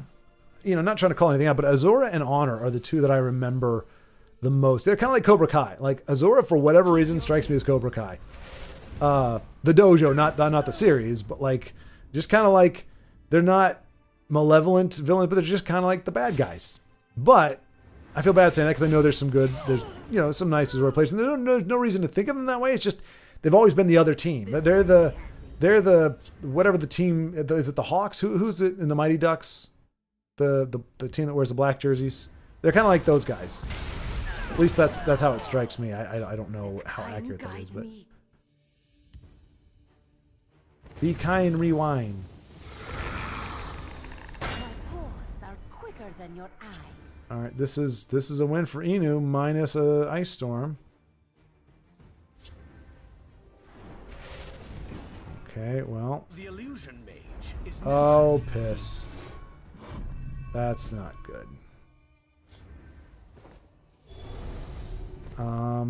So here's the problem. He can kill... Well, you all see the problem. I'm going to catch up on... Arrest sucks. Any feelings on pineapple pizza? Oh my goodness, Eric! Oh, when did you come in? 5:07? Oh no, Eric, I'm so sorry, man. I forgot to tell you. I forgot to tell you, my friend, that I am anywhere from 15 to 20 minutes behind on chat. So I do apologize. But folks, Eric Porter in the house, Porter Shack, you've heard me talk about him many, many times. He has been here. He's my friend. We've been friends since we were 15 years old. Been through thick and thin together, and still going strong as compadres. So it is. I'm thrilled to see you here, my friend. Thrilled to see you here. He's got a family. He's got other obligations, but great to see you here. I told him we were doing the stream, but I did not necessarily expect to see him. So hey, Eric, I'm so sorry this is so late. Hopefully you're still around. I am trying to catch up because I do, but I very rarely do actually catch up. So, but I'm trying to. And I did tell him, I said, the reason why he led with that is because I did tell him, I was like, well, yeah, we play Tessel, but we mostly talk about like stuff like Pineapple on Pizza and the prequels and stuff. So I've kind of caught him up on our conversational progression, our conversational topics. So he's definitely leading off with that, as well as he should. And once I catch up, I will be happy to. Oh no, you know what? I do have an answer actually for my chum. Let's see here, Eric. This should answer that question for you. There we go. Stop the pop. Stop pineapple on pizza. That's the official stance of this channel. Yeah, this channel and the Remnant. In fact, anybody who disagrees with that, they are allowed to have a voice. It is just the incorrect voice, and they're saying the wrong things. That's all there is to it. So hopefully. I don't know, my friend. You're the one that we had. I talked to him about having California pizza. You're the one I first had a California pizza with. Long live Jerry Subs and Pizzas. But I don't know if I ever got your take on it. And knowing that, despite the fact that we are best friends for going on almost 30 years now, we have almost nothing in common in terms of like our taste in music. Our taste in everything is different. We have some similarities, we have some overlap, but really for friends to get along as well as we do, we have very little things that we agree on. Small picture stuff usually. Let's see. No one mops the floor with me. Okay. Eno and I will be doing a meme rematch. Okay, excellent. Let me know when you guys do that, and I will be happy to spectate the rematch. Not even close, baby. As is expected. I don't remember the last time Enu lost. It's been a while. Let's see if anybody else took the bait when Eric said that. Don't start it, Eric. There you go. It's an honest question. Eric poured out of left field. No, he knows what's up. We'll have none of that culinary heresy. Yelling provocations from the balcony. I like that word, Baldrick. That's a nice word. Provocations. That's good. To explain, Statler and Waldorf are two characters I love very much from the Muppet Show. Two old blokes at the balcony. Okay, I remember the blokes. Did not remember their names. So thank you for refreshing that. I don't even know if I ever knew that. I never did remember which one is which one is Statler and which one is Waldorf. I got the reference. I'm an old man. Yeah, man. He's younger than I am. So that's the thing. Anytime Eric says anything self-deprecatory when it comes to being old, he's actually mocking me because he's like 2 months younger than I am. So he's just kind of twisting the knife there. I was in my Swedish chef mode, prodding with pineapple questions. I'm also part of MPO and Friends, but my name is too long to display on any tags. Display those tags, Beowulf. Let's see. Teep is tie for push. For whatever reason, it's just become a lingo for push, kick, and MMA. Oh, okay. I thought that might have been a typo, but you never corrected it, so I was like, okay, that must be something I'm just not sure about. I will rend your face. Megan Vincenzo, he's not here to defend himself. Yeah, that's the cowardly way to do it. It's actually my favorite kick. It's a good defensive tool. Interesting. We might be thinking about the same thing. So there's a jump, like a hop kick, where you I don't know how you describe it, but it's like you kind of jump forward, like right foot goes down, left foot comes up, and it's like foot against chest. So it's not. It may not be the same thing, but it's supposed to be something very quick. Like I mean, you can just do it from a standstill. But ideally, you take it's like a hop step, and you get that foot down, and you lean forward, and you give a swift push there. Let's see a duel. Exactly, yes. So we will see a duel between Inu and Io. The floor mopper versus the floor, as it were. No need to argue about it. You can be different levels of floor, upper floor, bottom floor. Exactly. Your chat catch-up is alarmingly slow, sir. You are not wrong, sir. You are not wrong. But I'm getting there. I'm almost there. I'm almost there. And thank you all for greeting Eric and giving him a warm welcome. I don't always use his name just because at different points I'm like, oh, I don't want to, violate his privacy. But then it's like, who? But I never thought he would actually show up here. Didn't he save me for 15 days in the snake? I learned from him to never give up. Oh, Divisi? I think he is Azora, right? Because I remember, Denise, you were saying you got bailed out by somebody from Azora. This needs thinning. Excuse me. We should have Stop the Pop printed t-shirts. Yes! And we will. We will. Like No Ma'am Club from Love and Marriage. I actually have not seen that. I use my full name. What a noob. You did, actually, Eric. You did. There is no secret now left to... I'm just glad I caught up here. Because, dude, honestly, it would be like the end of the stream, at the end of 4 hours, and I'd kind of trickle in and be like, oh, yeah, I got there. So, thank you. Thank you, Eric. See, this is the perk. This is the perk of me catching up with chat. Like, somebody could say, bless you, and I won't be scrolling down 30 minutes later going, wait, bless you? What is that talking about? What do we... Oh, okay, I guess it had to do with something. And then somebody 30 minutes later will be like, oh, the bless you was referenced to when you sneezed 40 minutes ago. I'm like, oh, okay. So this is good. I can have chat bless me. This is excellent. For the sneeze from an hour ago. It wasn't an hour ago. It was like, I mean, there is a delay. It's like 15 seconds. But I didn't sneeze an hour ago. I only sneezed once, man. I keep track of my sneezes. It's very important. Very important to know. But, man, thanks for so much for coming by, man. I appreciate it. It's good to see you here. Oh, Married with Children, Not Love and Marriage. That's the name of my country for the series. Really, Baldric? So you guys call Married with Children Love and Marriage?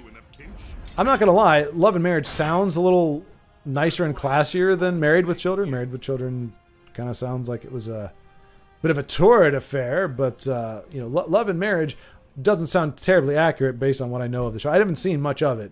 But the little bit that I did is like, that sounds kind of nice and flowery for the kind of relationship they had. It was a bit... We are ready. Okay, all right. So let's see. Oh, I hate to bail on Galaboo. Give me 1 second, Io. Give me 1 second. I think Galaboo might be able to finish it. 15, 20. Yeah, he can finish it here. So hopefully that's what we'll see. There we go. And going for the rune skip. Skipping 2 runes. Very smart. Very well done. Excellent and perfect timing. So, yep, I am going to queue up Inu versus Io the Restless Storm, or Io the Restless Storm. I rarely say your full name.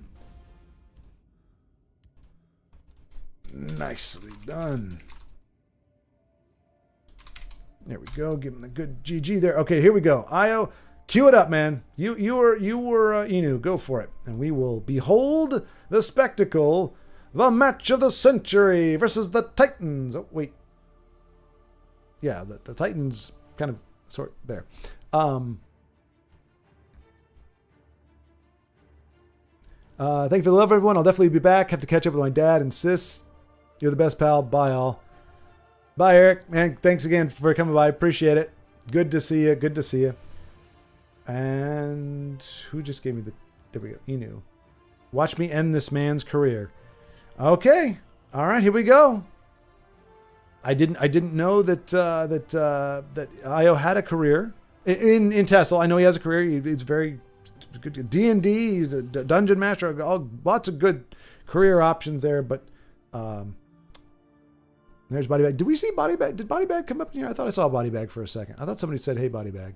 I guess not. I was going to ask him who won the game. I'm guessing it wasn't the Bills.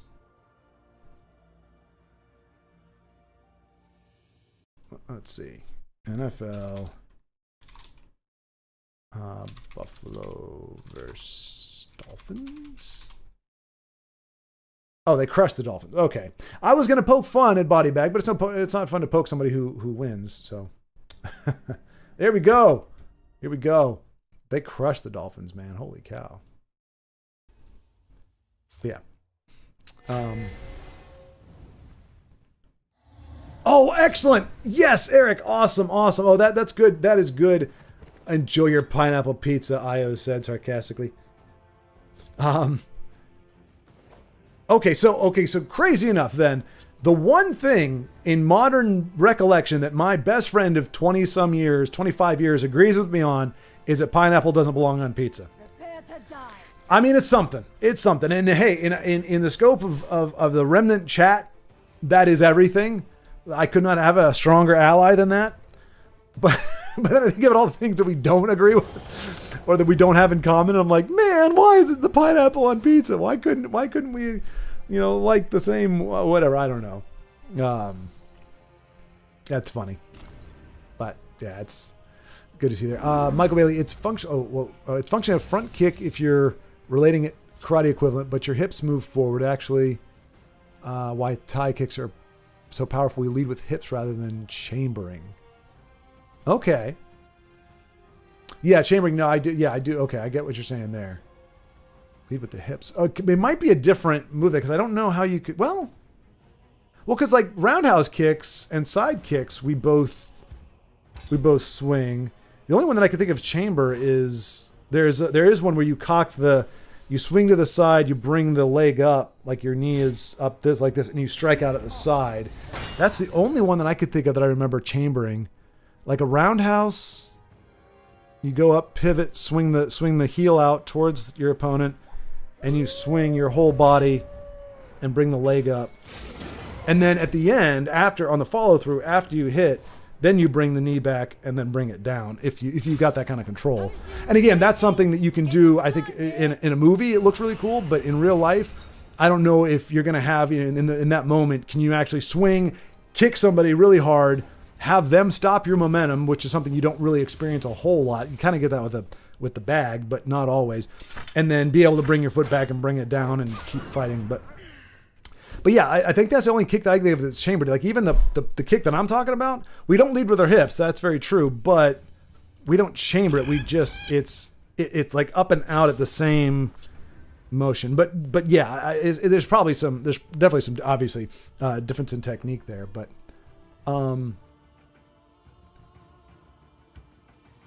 I know a little about Thai martial arts. The only thing I can remember is from the Ong Bak movies. Leading with the hip, think hip thrusting, if that makes any sense. Oh, okay. So would that be like pelvis thrusting essentially? So you're kind of like thrusting your pelvis forward. I mean, if it's a head on, like because the kick I'm talking about is literally like I'm squared up on you. Like there's no twist or anything. I'm literally coming at you. And it looks like I'm going to come at you with something like this, but the foot comes out and gets to you before my fist does, essentially. So that would be then a pelvic thing, right? You're thrusting that out as you go. We need a physical demonstration, is what we need. See if you can animate it with text figures. A lot of elbow, hand, knee kicks. We're not talking like what's his face, Seagal, are we? Okay, Michael Bailey. It's the thrust. Because isn't am I thinking of the one where like the pose, like it's 8-on from like Street Fighter, where like the hands are up like this and the knee, like the leg is already up. Is that my? Oh gosh, I hate taking stabs at words. Mai Tai probably is probably a food, but I thought I remember the Thai fighting, or it's that style. Like it's same thing with Sagat from Street Fighter, right? Where it's the knee is up, or is that a certain type of? Is that like a Thai kickboxing? Anyway, sorry, I'm missing the match of the century here, and Inu is actually Inu is in a pickle, and Io is really just. Oh, that's the win. That's the win. Oh no! Oh no! Oh no! Kain is gonna guide you to hell. Oh my goodness! The floor attacks and defeats the mop. What have we just witnessed here, folks? If you said history in the making, then you are correct. What goes before a fall, my friends? What goes before the fall? It begins with a P, ends with an E, and it's not propane. I'll give you a hint. It's fewer letters than propane. Muay Thai, and yes, oh, good. I'm good. And Baldric had to retracted a message. Baldric said something so venomous and so fierce and so naughty that he had to retract it. The world is falling apart here. Okay, so there was a tribal list. I should have noticed that beforehand, but misclick. Oh, Inu. Wow. Well. Okay, that works for a fighting game, Inu. You can complain about frame rate and lag when it comes to that kind of thing. You can't argue that with Tessel. Oh, that's a welcome back from the holiday. Hello, my friend Humility. How are you?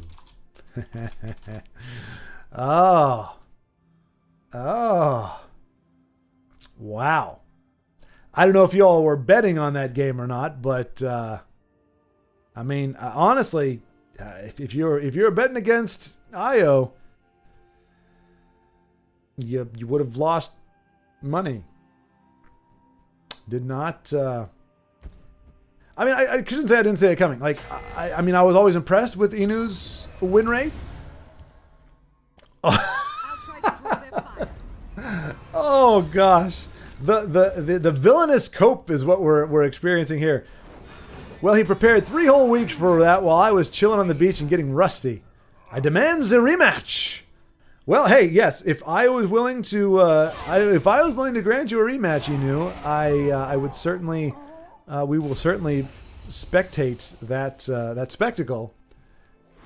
But I don't know. He may want to just enjoy that for a little while. Not to say he couldn't do it again, but yeah. Wow.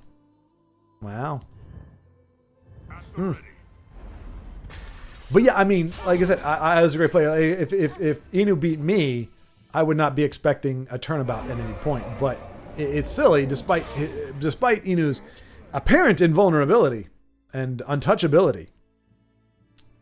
We have many other players that are also very good. What was it that I was watching where it was like trying to, like, the nicest ways to, like, trash talk? It's like, I know you think you're very good, but we are also very good. And oh no, okay, it was honest. Okay, I'm gonna admit, I don't know why this gets so much hate. I hated the last 2 seasons, but the series in general I didn't mind too much. But Big Bang Theory, they're talking trash. You know, it's nerds talking trash, and he's like, you think that you are good, but we also believe we are good, and we think we will give you a good game, or something like that, where it's like trying to be cordial and not really schmack talking, but also sticking up for yourself. I'll even play seriously this time, I promise. Oof. All right, well, Io is playing against somebody else right now, apparently.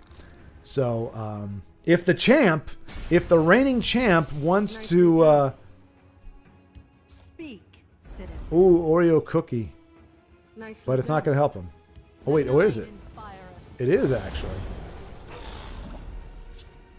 It is. And if he's got, if Maximus has Dawn's Wrath, things have just got pretty bad for Broda. Although Tazcat is very, very helpful. Oh no, the salami! The cosmic salami! Is going to give Aren Drain and guard.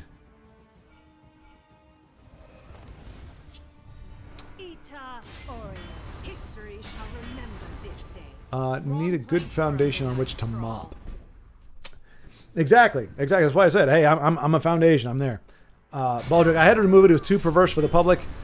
Come now, Baldric. Of all the perverse things you've said, what could possibly be any worse? I mean, things like Bakshi was awesome. I mean, come on. There's nothing more profane, nothing more detrimental to the perception of the youth's the youth's perception of what is right and wrong than saying that Ralph Bakshi was an artist. I'm sorry, I know that's really mean. But, you know, I mean, it's a joke. It's a joke.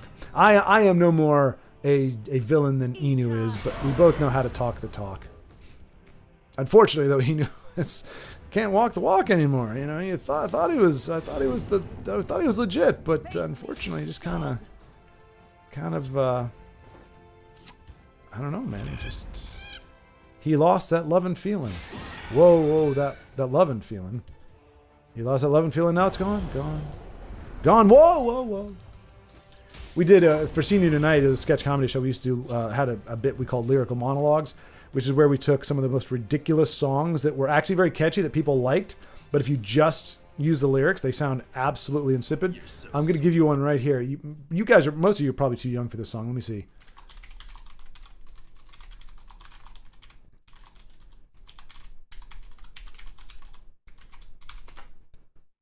There it is. I'm not going to tell you what the song is, but you can tell me if it is familiar.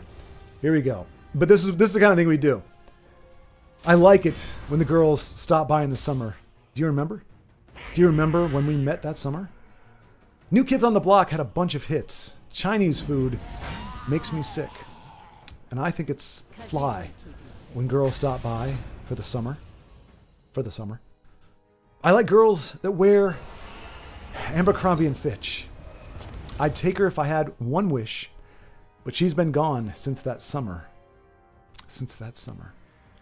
Hip-hop marmalade, spick and span.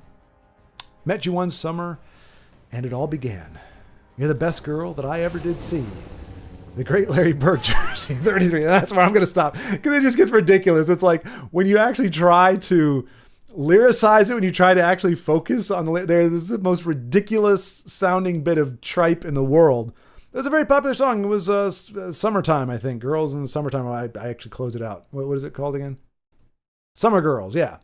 It was a popular song at the time when we were doing Seeing You Tonight.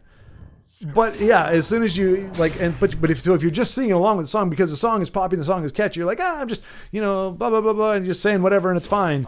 But then you're like, okay, let's actually get down to the substance of what the song is saying. The great Larry Bird jersey, 33. Where the crap does that fit into anything? It's just, it's bizarre. But it was fun. It was fun. Ready for a rematch when you're ready. Okay, let's see. Man, to be fair, Maximus has got a ton of prophecies. Could he win? Is he going to win 9, 13, 17? All right, give me 1 second, Io. Give me 1 second, because it's not over yet. It's going to be pretty close though if Maximus. Oh, and they're friends. They're in the same clan. So two Azuras there. And actually, that's a little counterproductive. Oh wait. Yeah. Yeah. I just want to see who's going to pull this one off, because, I mean, if Maximus does not have an answer for the 3-1, he's going to get that. He's going to kill it, and yeah, so that's going to do it. Looks like Maximus is going to win this one over Broda on the back of 3 prophecies in a row. Never mind, he top decks Encano. Oh my goodness gracious! Wow. That's a top deck, isn't it? I have many important things on my mind. Nice. Nicely done, Broda. Nicely done. All right, we're now going to get back into the rematch of the century. Give Broda a good game there. And here we go. All right, Io, Inu, let's go for it. The champ has agreed to rematch me. Oh, he puts champ in quotation marks there. And he's very liberal with his lowercasing and uppercasing. So clearly there's no love lost here for the champ. Inu showing me, showing no respect. Oh, no respect. I don't get no respect. I tell you. I don't know what to tell you, but I tell you. That's all I know. Let's see. Rematch, sure. Best out of 3. There you go, Beowulf. Exactly. That's what we need. It's a travesty that I think the NFL is the only sport that allows for only one ultimately championship game. Every other sport allows you to have a bad day and you can still win. All right, Inu and Io. There we go. Who did we spectate last time? I think it was Io. Yeah, Inu was on the other side. So here we go. Let us see. And in the home corner, the orator from the sorcerers, Inu. And facing against him in the opposite side of the board, the scout, the clone master, Eye of the Restless Storm. If I fall, the hiss will. And the battle is joined. I slay the unworthy. Alrighty. So I don't know that this one's the other one was clan. I don't know that this one is also that. Oh no, it is. It's Argonian against Breton, I think, is what we're seeing here. Yep. For whatever reason, I didn't think Alvalathi was Breton, Breton. You should have Breton. And we'll see. This is anytime I see an Argonian tribal deck, I think of Denise. So this is her besties, or whatever they're called. The scaly Argonians, the keeper of the hist. When the hist is pissed, they give you the gist. Reminds me of those radio skits, The Champ. I am not familiar with those, IO. Radio skits. This should help. Is it the same kind of thing? It's like where it's like about where it's like, oh, no help at all from the Shadowfen priest. The Breton conjurer has conjured Jack Diddley Squat other than derisive laughter from the scaly opponent. By the fires of oblivion. My arcade skill. This day will be mine. Alrighty. Oof. Alright. It's gonna get interesting here. Gonna get interesting. Zoot! I bring reinforcements. What's your business? Wow, there's a card you don't see very often. Ever. Which is weird, because you see here, he's actually pretty darn good. If it wasn't for the...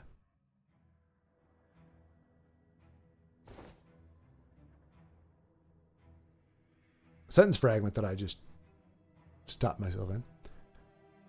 Let's see.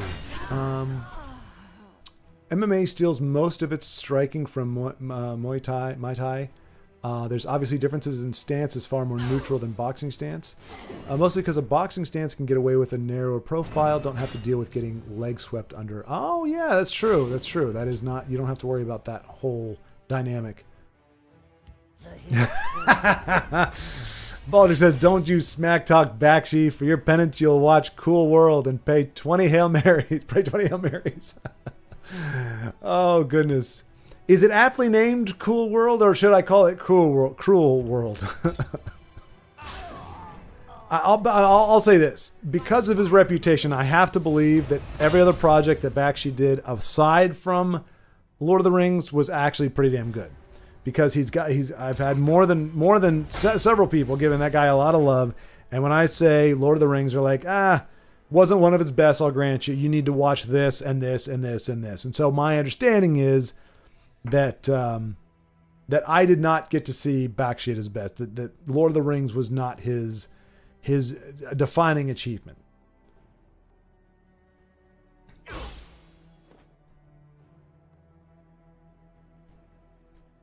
So perhaps, as long as I don't have to watch Cool World and then also buy another movie just to finish the freaking story.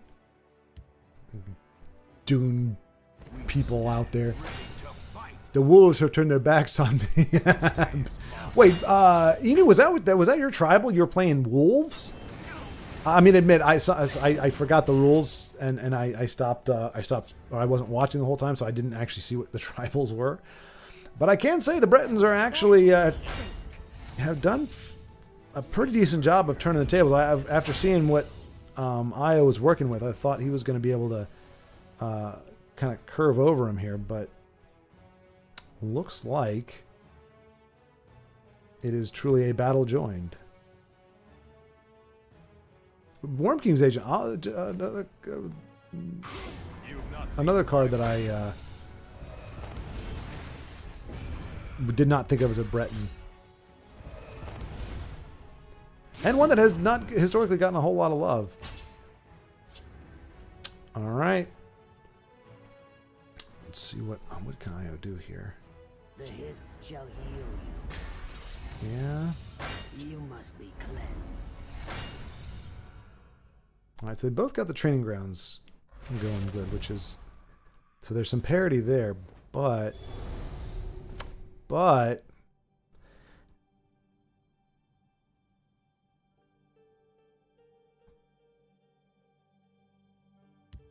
You've not seen my life.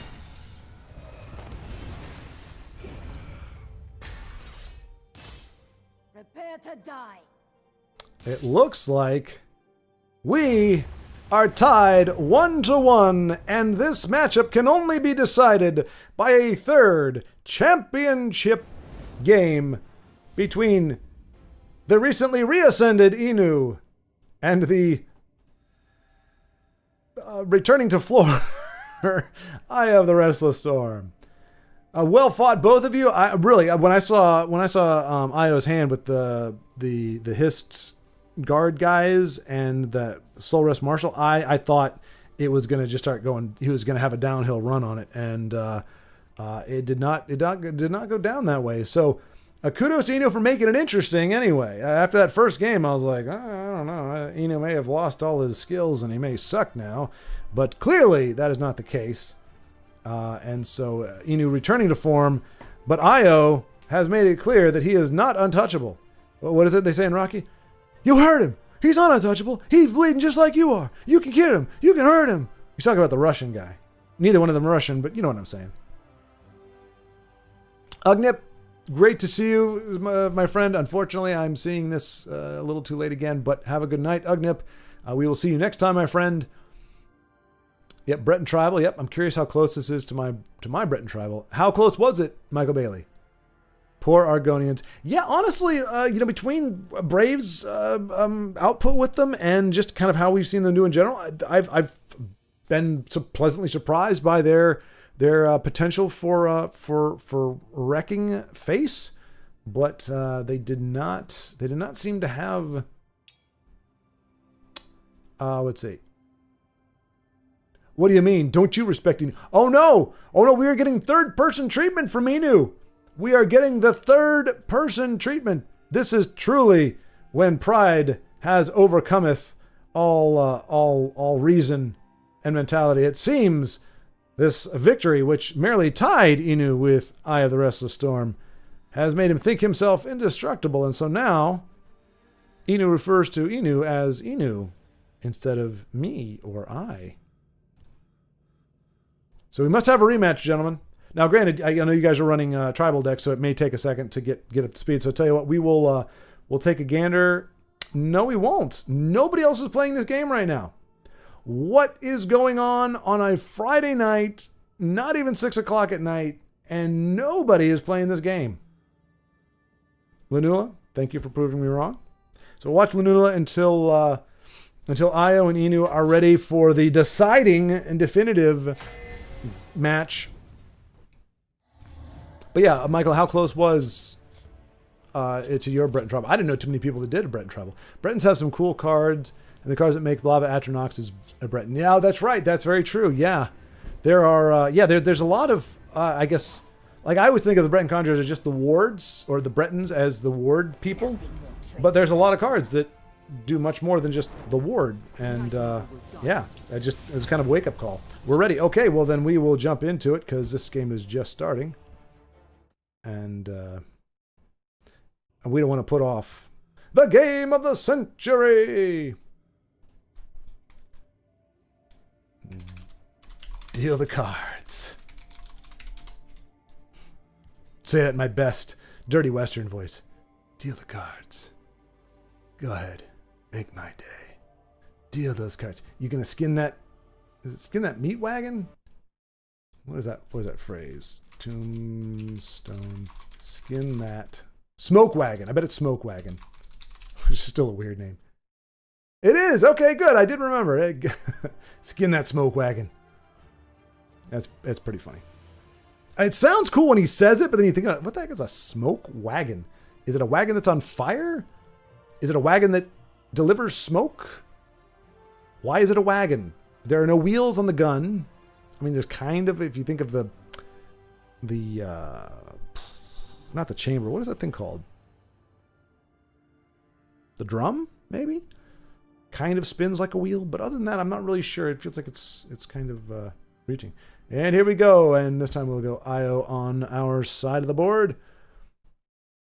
And here it is, folks, the moment you've been waiting for, the moment you have been anxiously anticipating. The final game, Eye of the Rest of Storm. Struck first, draw first, drew first blood against Inu, but Inu has recuperated, retaliated in kind. And now both fighters are reeling, clutching their hearts in anticipation. Clenching up in ways we don't want to describe or talk about for the sake of human decency. And Inu announcing his presence with a kitty kitty. And a fierce meow. Eye of the Rest of Storm, on the other hand, is Nords. And more specifically, Nords who turn into werewolves. So, I mean, this is addressing an age-old question. Who would win in a fight, a cat or a werewolf? The answer may surprise you. Or it may not. We'll see. Worm King's agent, or is there another one? Yeah, Worm King's agent. Yep. The one that summons 05. Oh, gotcha. North Point Captain, right? The furry decks. That is true. This is the furry cosplaying. Oh, but don't count the cats out yet. These kitties have claws.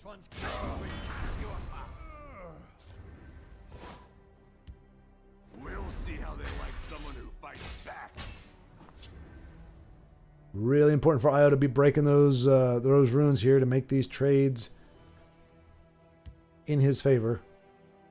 It is the key to the mechanic of the deck. Luckily, Child Everseen is already a werewolf. Oh my gosh!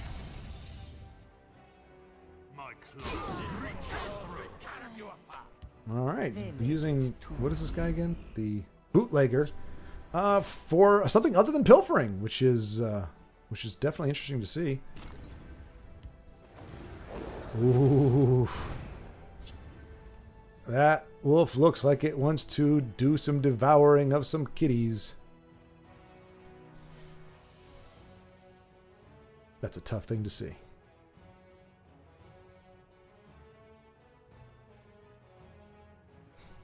And there's a pause as the kitties reconsider their life's decisions.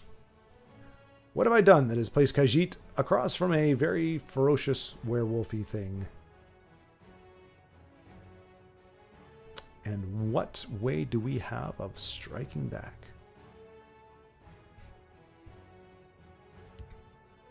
There's also the Last Gasp Magicka 1 synergy with his Grove. Last Gasp Magicka 1 synergy with his Grove. Right. Oh, right. What? Yeah. Wait. Oh, Last Gasp 1 Magicka. This one's yours will carry you apart. I'm not remembering that one. Always pleased. Movement gets crazy strong. It is. Yes, this is just cats. Yep.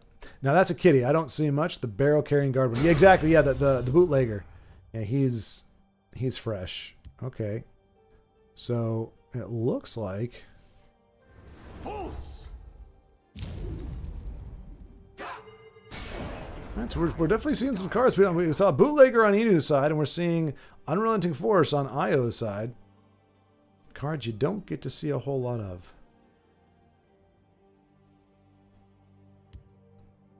This one will lead you to glory. Healing from glass helm since Britons have no drain. Right, that's true. Yeah. Yeah, really, I guess most of them technically don't, because the drains are vampires. Oh, look at that synergy there. We got the, oh, I just glicked. My bad. Very rare you get to see the Dragonborn actually getting bigger. True peace, ferocity. But yeah, no, Michael Bay, that's a good call. Yeah, yeah. Was I saying vampires? And then there's a few of the not Khajiit. Who else is the drainy ones? It's all agility and endurance. It's like giant bat, clockwork scorpion, things like that. But yeah, I mean to say there's a lot of tribal decks that would benefit greatly from. Khajiit will enjoy feasting on your bones. Oh boy, howdy! Oh, this is This one's okay. Inu playing some defense there, All that is needed. which you can afford to do when you have that kind of offensive firepower also in the other lane. One strike will be all that is needed. Oof, and that might be the fatal blow.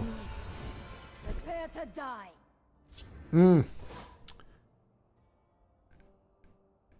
And it looks like, despite what conventional wisdom would say, I am ready to kitty take kitties circle.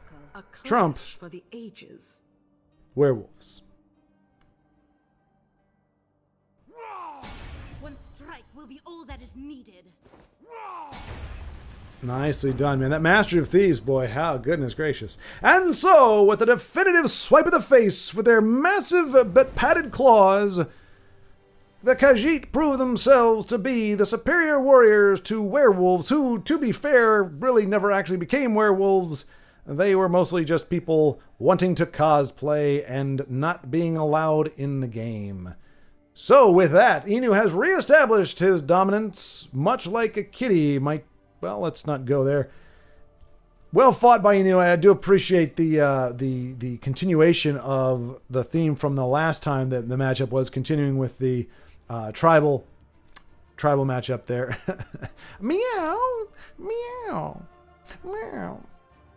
Dogs. Oh, dogs. Yeah, exactly. Dogs versus cats. The age-old question.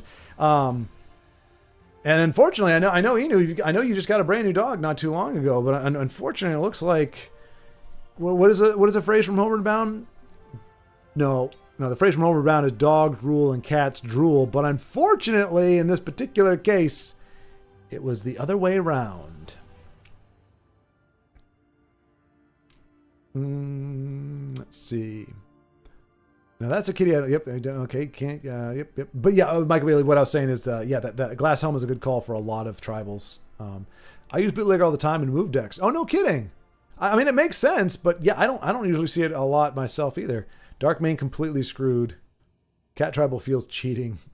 Yeah, a bit.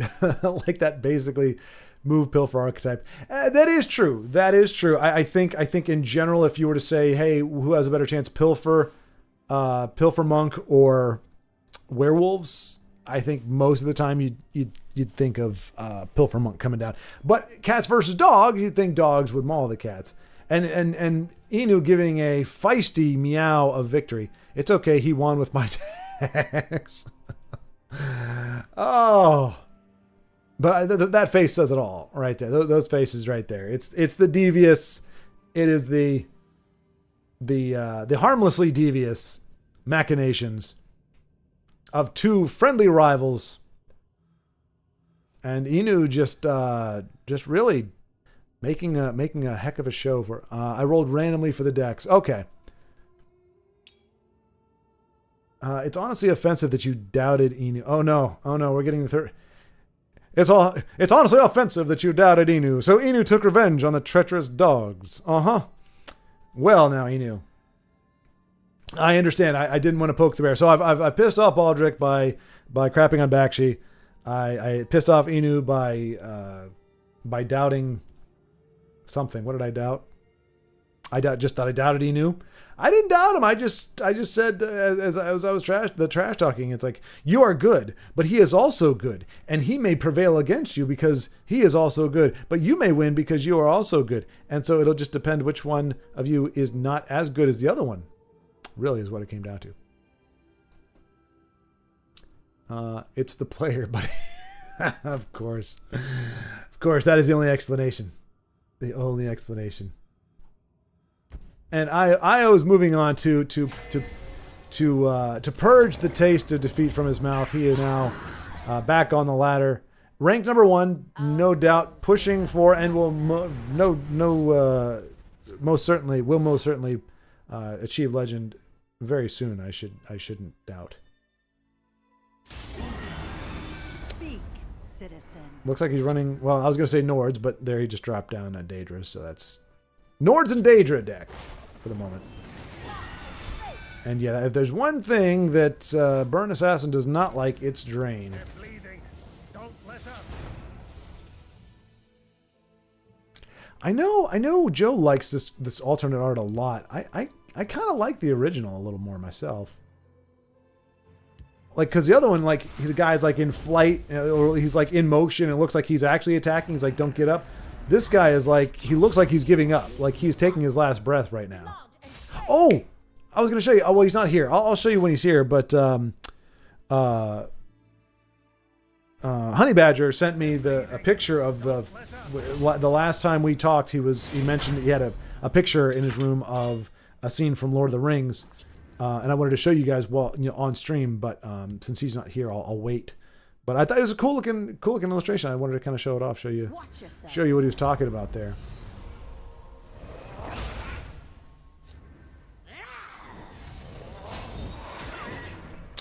All right, that heirloom greatsword though, that makes every single creature on the board a very viable and dangerous threat versus those threats that are just not dangerous. I have no need for eyes. Let's see. See the truth. It's my deck construction, mate. There's an argument that hyenas are better than wolves. Since hyenas are technically feline, they still have pack tactics. No matter what. Inu says, good players can make use of any decks unless those pesky dogs become unloyal. Well, they didn't really become dogs. That was kind of the problem. There was only one dog that showed up, and that was it was swiftly killed. Oh goodness! Blood will spill. Goodness gracious me! Blood and faith. Khajiit doesn't need to be followed.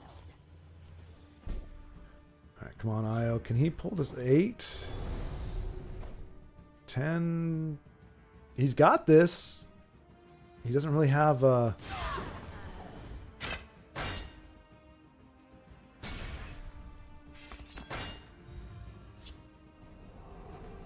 Oop. And that's that's a great card. It's saying there's a prophecy, but Io does not care because he has the Sword of all Swords, the Heirloom Greatsword, and has allowed Io to bounce back with a victory in the ladder. It's not a victory against Inu, but it is still a victory nonetheless. GG Io. See, that's how you get out of that headspace. You say, okay, I took a loss, I took a beating. My wolves didn't get it done, but my awesome Crusader deck does get it done. That's what you got to do. Hey, there we go. Hey, look at this. The name says it all. I got to say, I'm a fan. I don't know this guy from a hole in the wall, but I got to say, my first impression of him, considering his name is Invaders Are Lame. We should. I mean, that should be a thing. Instead of like NPO or friends or whatever, like as a suffix, everybody should just have like whatever the game name is, dot or dash. Invade sucks, like INVDSUX, all caps. So that way we don't have to taunt. Like literally, when they see our name, they know. And then it catches on, and every single person who's not playing Invade has that suffix. And those that dare to still play Invade will be so embarrassed and shamed by our all cap unofficial club that they will cease their invasions and succumb to peer pressure and bullying.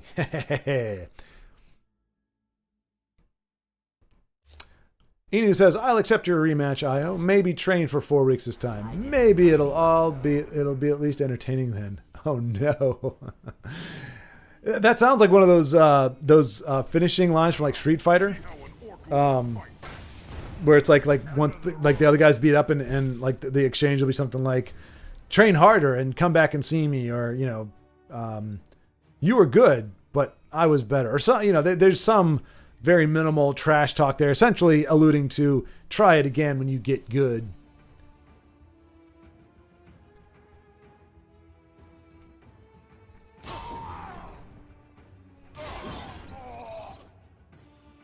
But I think we've yet to see. Didn't this whole rivalry, this unofficial mild rivalry, come about like from one of the tournaments? Because like I say, I don't think we've seen you guys play each other with anything but tribal decks. So we don't really. We know within a certain context that Inu seems predisposed to winning. Is he monologuing again? As villains do. As villains do. It's a short monologue. It's a short monologue. I don't think there's a limit, like a character limit or a character threshold for a monologue. Fun fact, I never beat you. Wait, what? Fun fact, I never beat you. Never beat me? Of course. I'm the master. I'm the guy that. Well, okay, so okay, this is 100% legit, man. In the Dragon Ball Z universe, I am Hercule. I am Mr. Satan. You and I will never have a match because well, I got a pain in my pancreas. Oh, the pain. Oh gosh. Oh, I gotta go to the doctor. Otherwise, I would totally fight you on the floor with you. Wait, no, I don't think we ever played each other, did we? I didn't beat you. I don't think I've ever played you. When would we have played? When would I have won? How? In what universe would I have won? A grievous error. I thought you were just saying that you've never beaten me because we never played each other. In which case I would say yes, and that's the way it's going to stay because I'm going to find an excuse not to. I'm the master, you said confidently. Exactly. I'm unable to be beaten from this point forward because I'm not going to play anymore.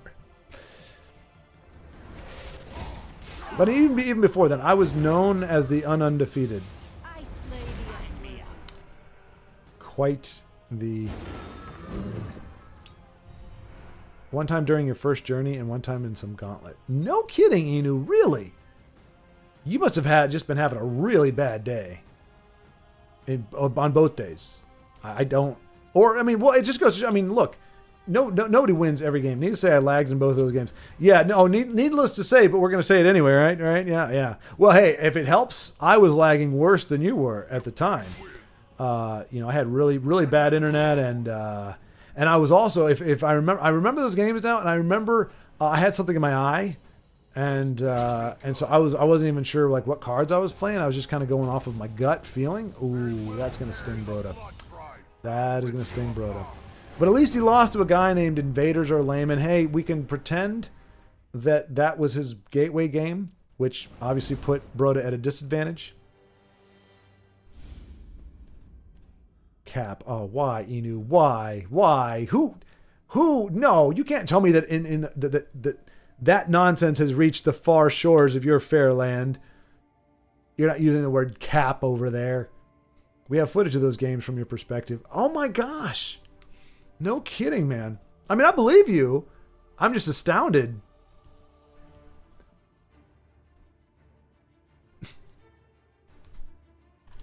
When I left you, I was but the learner.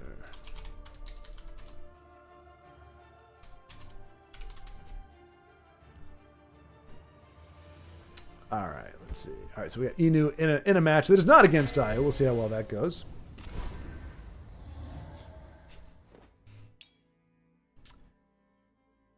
Wow, they have caps in Austria. Wait, but I'm not talking about like ball caps or hats. I'm talking about like, do you all actually in Austria actually say no cap? Like instead of I'm not lying or this is the truth? They're a thing here too. Now I am the floor. Wait, what? Watch yourself now. Oh, they're a thing here too. Okay. And then Aya says, now I am the floor.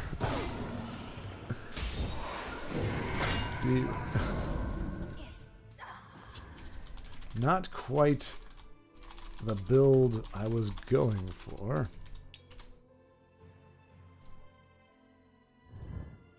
Jeez. Yeah, I mean, I understand it. It sounds like a crotchety old person saying like, these words these kids come up with. I mean, because, when I was a kid, the Ninja Turtles were making up, cowabunga, totally radical, gnarly, groovy, tubular, bodacious, heinous. Like, we were making up words. I mean, granted, that was a particular subculture, but so is, I would say the folks using the word cap unironically are a subgroup, just like the people that would say bodacious or gnarly or whatever were also a subculture. It was just, it got spread through, through media and everything, and people would just say it at first as a joke, and then you realize, no, I said that unironically, or I said that actually, like, I meant to say that. Like cray cray. There's a very, very, very brief time where a few of my friends actually used cray cray not ironically. Like, they're like, man, this is just cray cray. I was like, dude, it was funny when we were like, oh, it's cray cray. Like, we're sounding ridiculous. We know we're sounding ridiculous. But we said it enough that it eventually became something that we were literally just saying, oh man, that's just cray cray. Like, oh dude, come on. No. Let us not fall back. Yeah, you say it was delivered. My experience says otherwise. We shall see.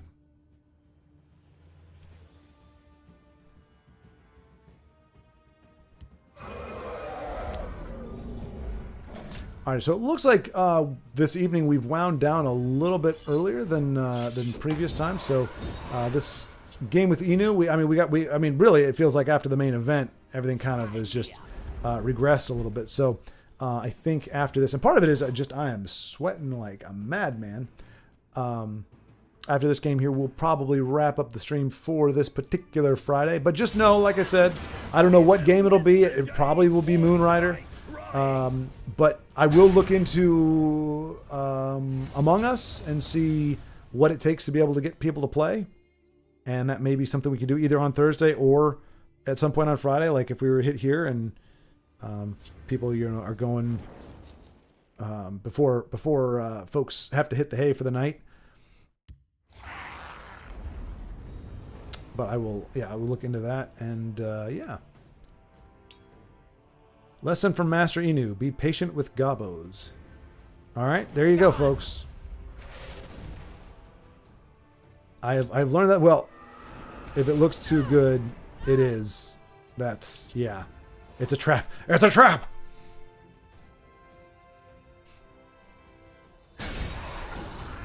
And that is true. There are definitely times where gobos look very vulnerable, and you're like, okay, we got this now. Like, I know gobos are gobos, but I'm pretty sure we got this. Like, there's not really awesome. Like, they can't come back from this. And then something like that happens, and they pivot because they can in a heartbeat, and you're done. So hopefully we will see Inu's patience paying off here.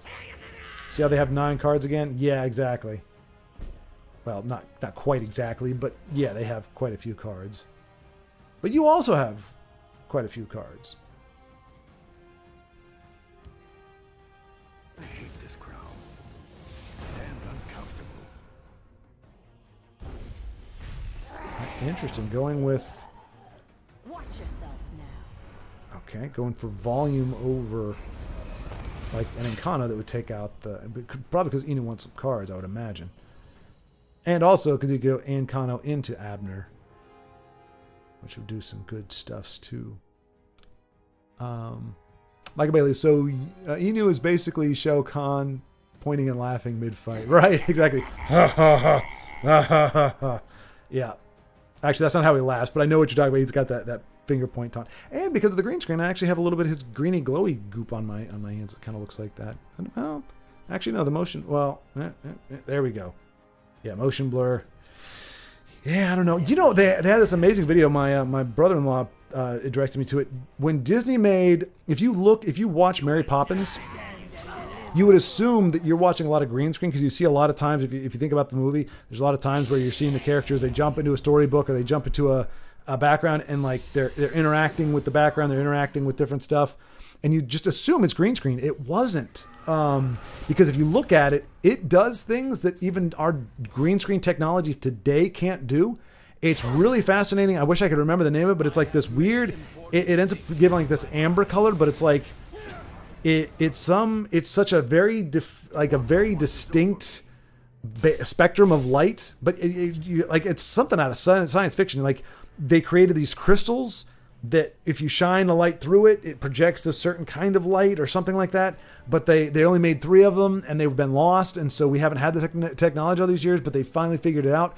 But it's like one of those things where like a veil, like if you've got like a semi-transparent, like a sheer, something that's very sheer where you can kind of see through it and you have a green screen behind it, it creates a lot of problems because it's going to show the green through there. You're going to have to do something about that to get it out. Whereas with this other thing, what it essentially does, it creates a mask, like in Photoshop. It creates a mask, and so if you do the inverse, anything that isn't that color is just what it is. So you can actually have a semi-transparent veil that is just clear. And so whatever background you put behind it, that's what's going to show through on the veil because it's not the color itself that is being keyed out. It is it's a light spectrum that is keying out everything except for that one light spectrum. And so it's crazy, but it's like this really involved. The guy had to recreate the crystal, recreate the mechanism, the prism, I think is what it was. And they were actually able to recreate it. But I mean, it is so like production intensive. Like you've got these, I mean, if you think green screen's a pain in the butt to light, this thing is ridiculous. But the results are phenomenal. And it like I said, it does stuff that green screen can't even do. So even 50 years before current green screen, they had technology. Nicely done, Inu. Nicely done. And that is how you wait out the gobos. And yet not wait out the gobos. So it worked, but you know, he did have to pivot. He pivoted at some point and went on the aggressive. He didn't just necessarily wait until the gobos were top decking. But that is how you win there. Corridor Digital did a reaction of that amber effect. I think that's who it was. I think that's who I'm talking. I think that's who the channel was. Yeah, exactly. Recreation. Yep. And it was Corridor. Yep. Exactly. Yep. That's what I'm talking about. Yeah. And it's crazy. It's crazy to just to think that there was a technology that was genuinely lost. Like, I think the same thing is like, they call it Roman fire or something like that, where it was like we know that it existed, where it was like some kind of flammable thing that the Romans used that actually could not be put out. Like it just kept generating its own heat or whatever. And you couldn't really put it out, but we haven't been able to find the formula. It's been lost to time. And so same thing with this. They thought the technology was lost to time and they figured it out. And then they had to figure out how to recreate it without any blueprint or anything. And some brilliant minds did it. And like I said, I don't know that it's the future of green screening, but like if you want the best key, that's the way to go. The production requirements are pretty steep. Like, and then you have to, I'm sure those, the prism probably costs a small fortune. I mean, not like millions, but probably several $100,000 or something like that for the technology and everything. And because it's really hard, like there's a lot of things low budget filmmakers can recreate and do. We can make our own dollies. We can make our own, rigs for cameras and stuff. You can make a lot of stuff, but that thing, the amount of ingenuity and engineering that went into that, no, you're gonna have to buy that from somebody. But it's interesting there. But easy peasy, exactly. Well, man, thank you so much for demonstrating how to beat it, because I certainly can't beat it. I have not been able to beat those stupid things, but I'm glad to see other people can. So anyway, that is going to do it for today. I'm going to figure out how to make it a little bit cooler in here in the future, so I'm not sweating as much. But like I said, it seems like we kind of have tapered off a little bit naturally earlier than we usually do. But yeah, man, welcome back. I guess that was the other thing too. You said you're on vacation, so welcome back from that. Yeah, the rust, the alleged rust that you had initially apparently didn't stick around for very long. So welcome back. Hopefully you came back energized. The 1-1 draw game, the soccer game, apparently, like you said, the draw is fine.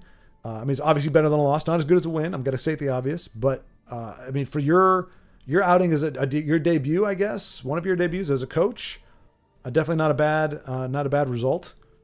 And I'm glad you're able to enjoy a vacation and then come back and poke the bear and re-stir up the nicest, most gentlemanly rivalry that e'er has existed in the world of Tessel. And yeah, Beowulf, again, good seeing you. Inu, Michael Bailey. Oh gosh, why am I blinking on the name now? Baldric, Appreciate y'all sticking with it. And to all those who will see this in the future, thank you so much for watching. Until next time, keep playing, and I will see you perhaps Thursday, but if nothing else, hopefully perhaps next Friday. Take care.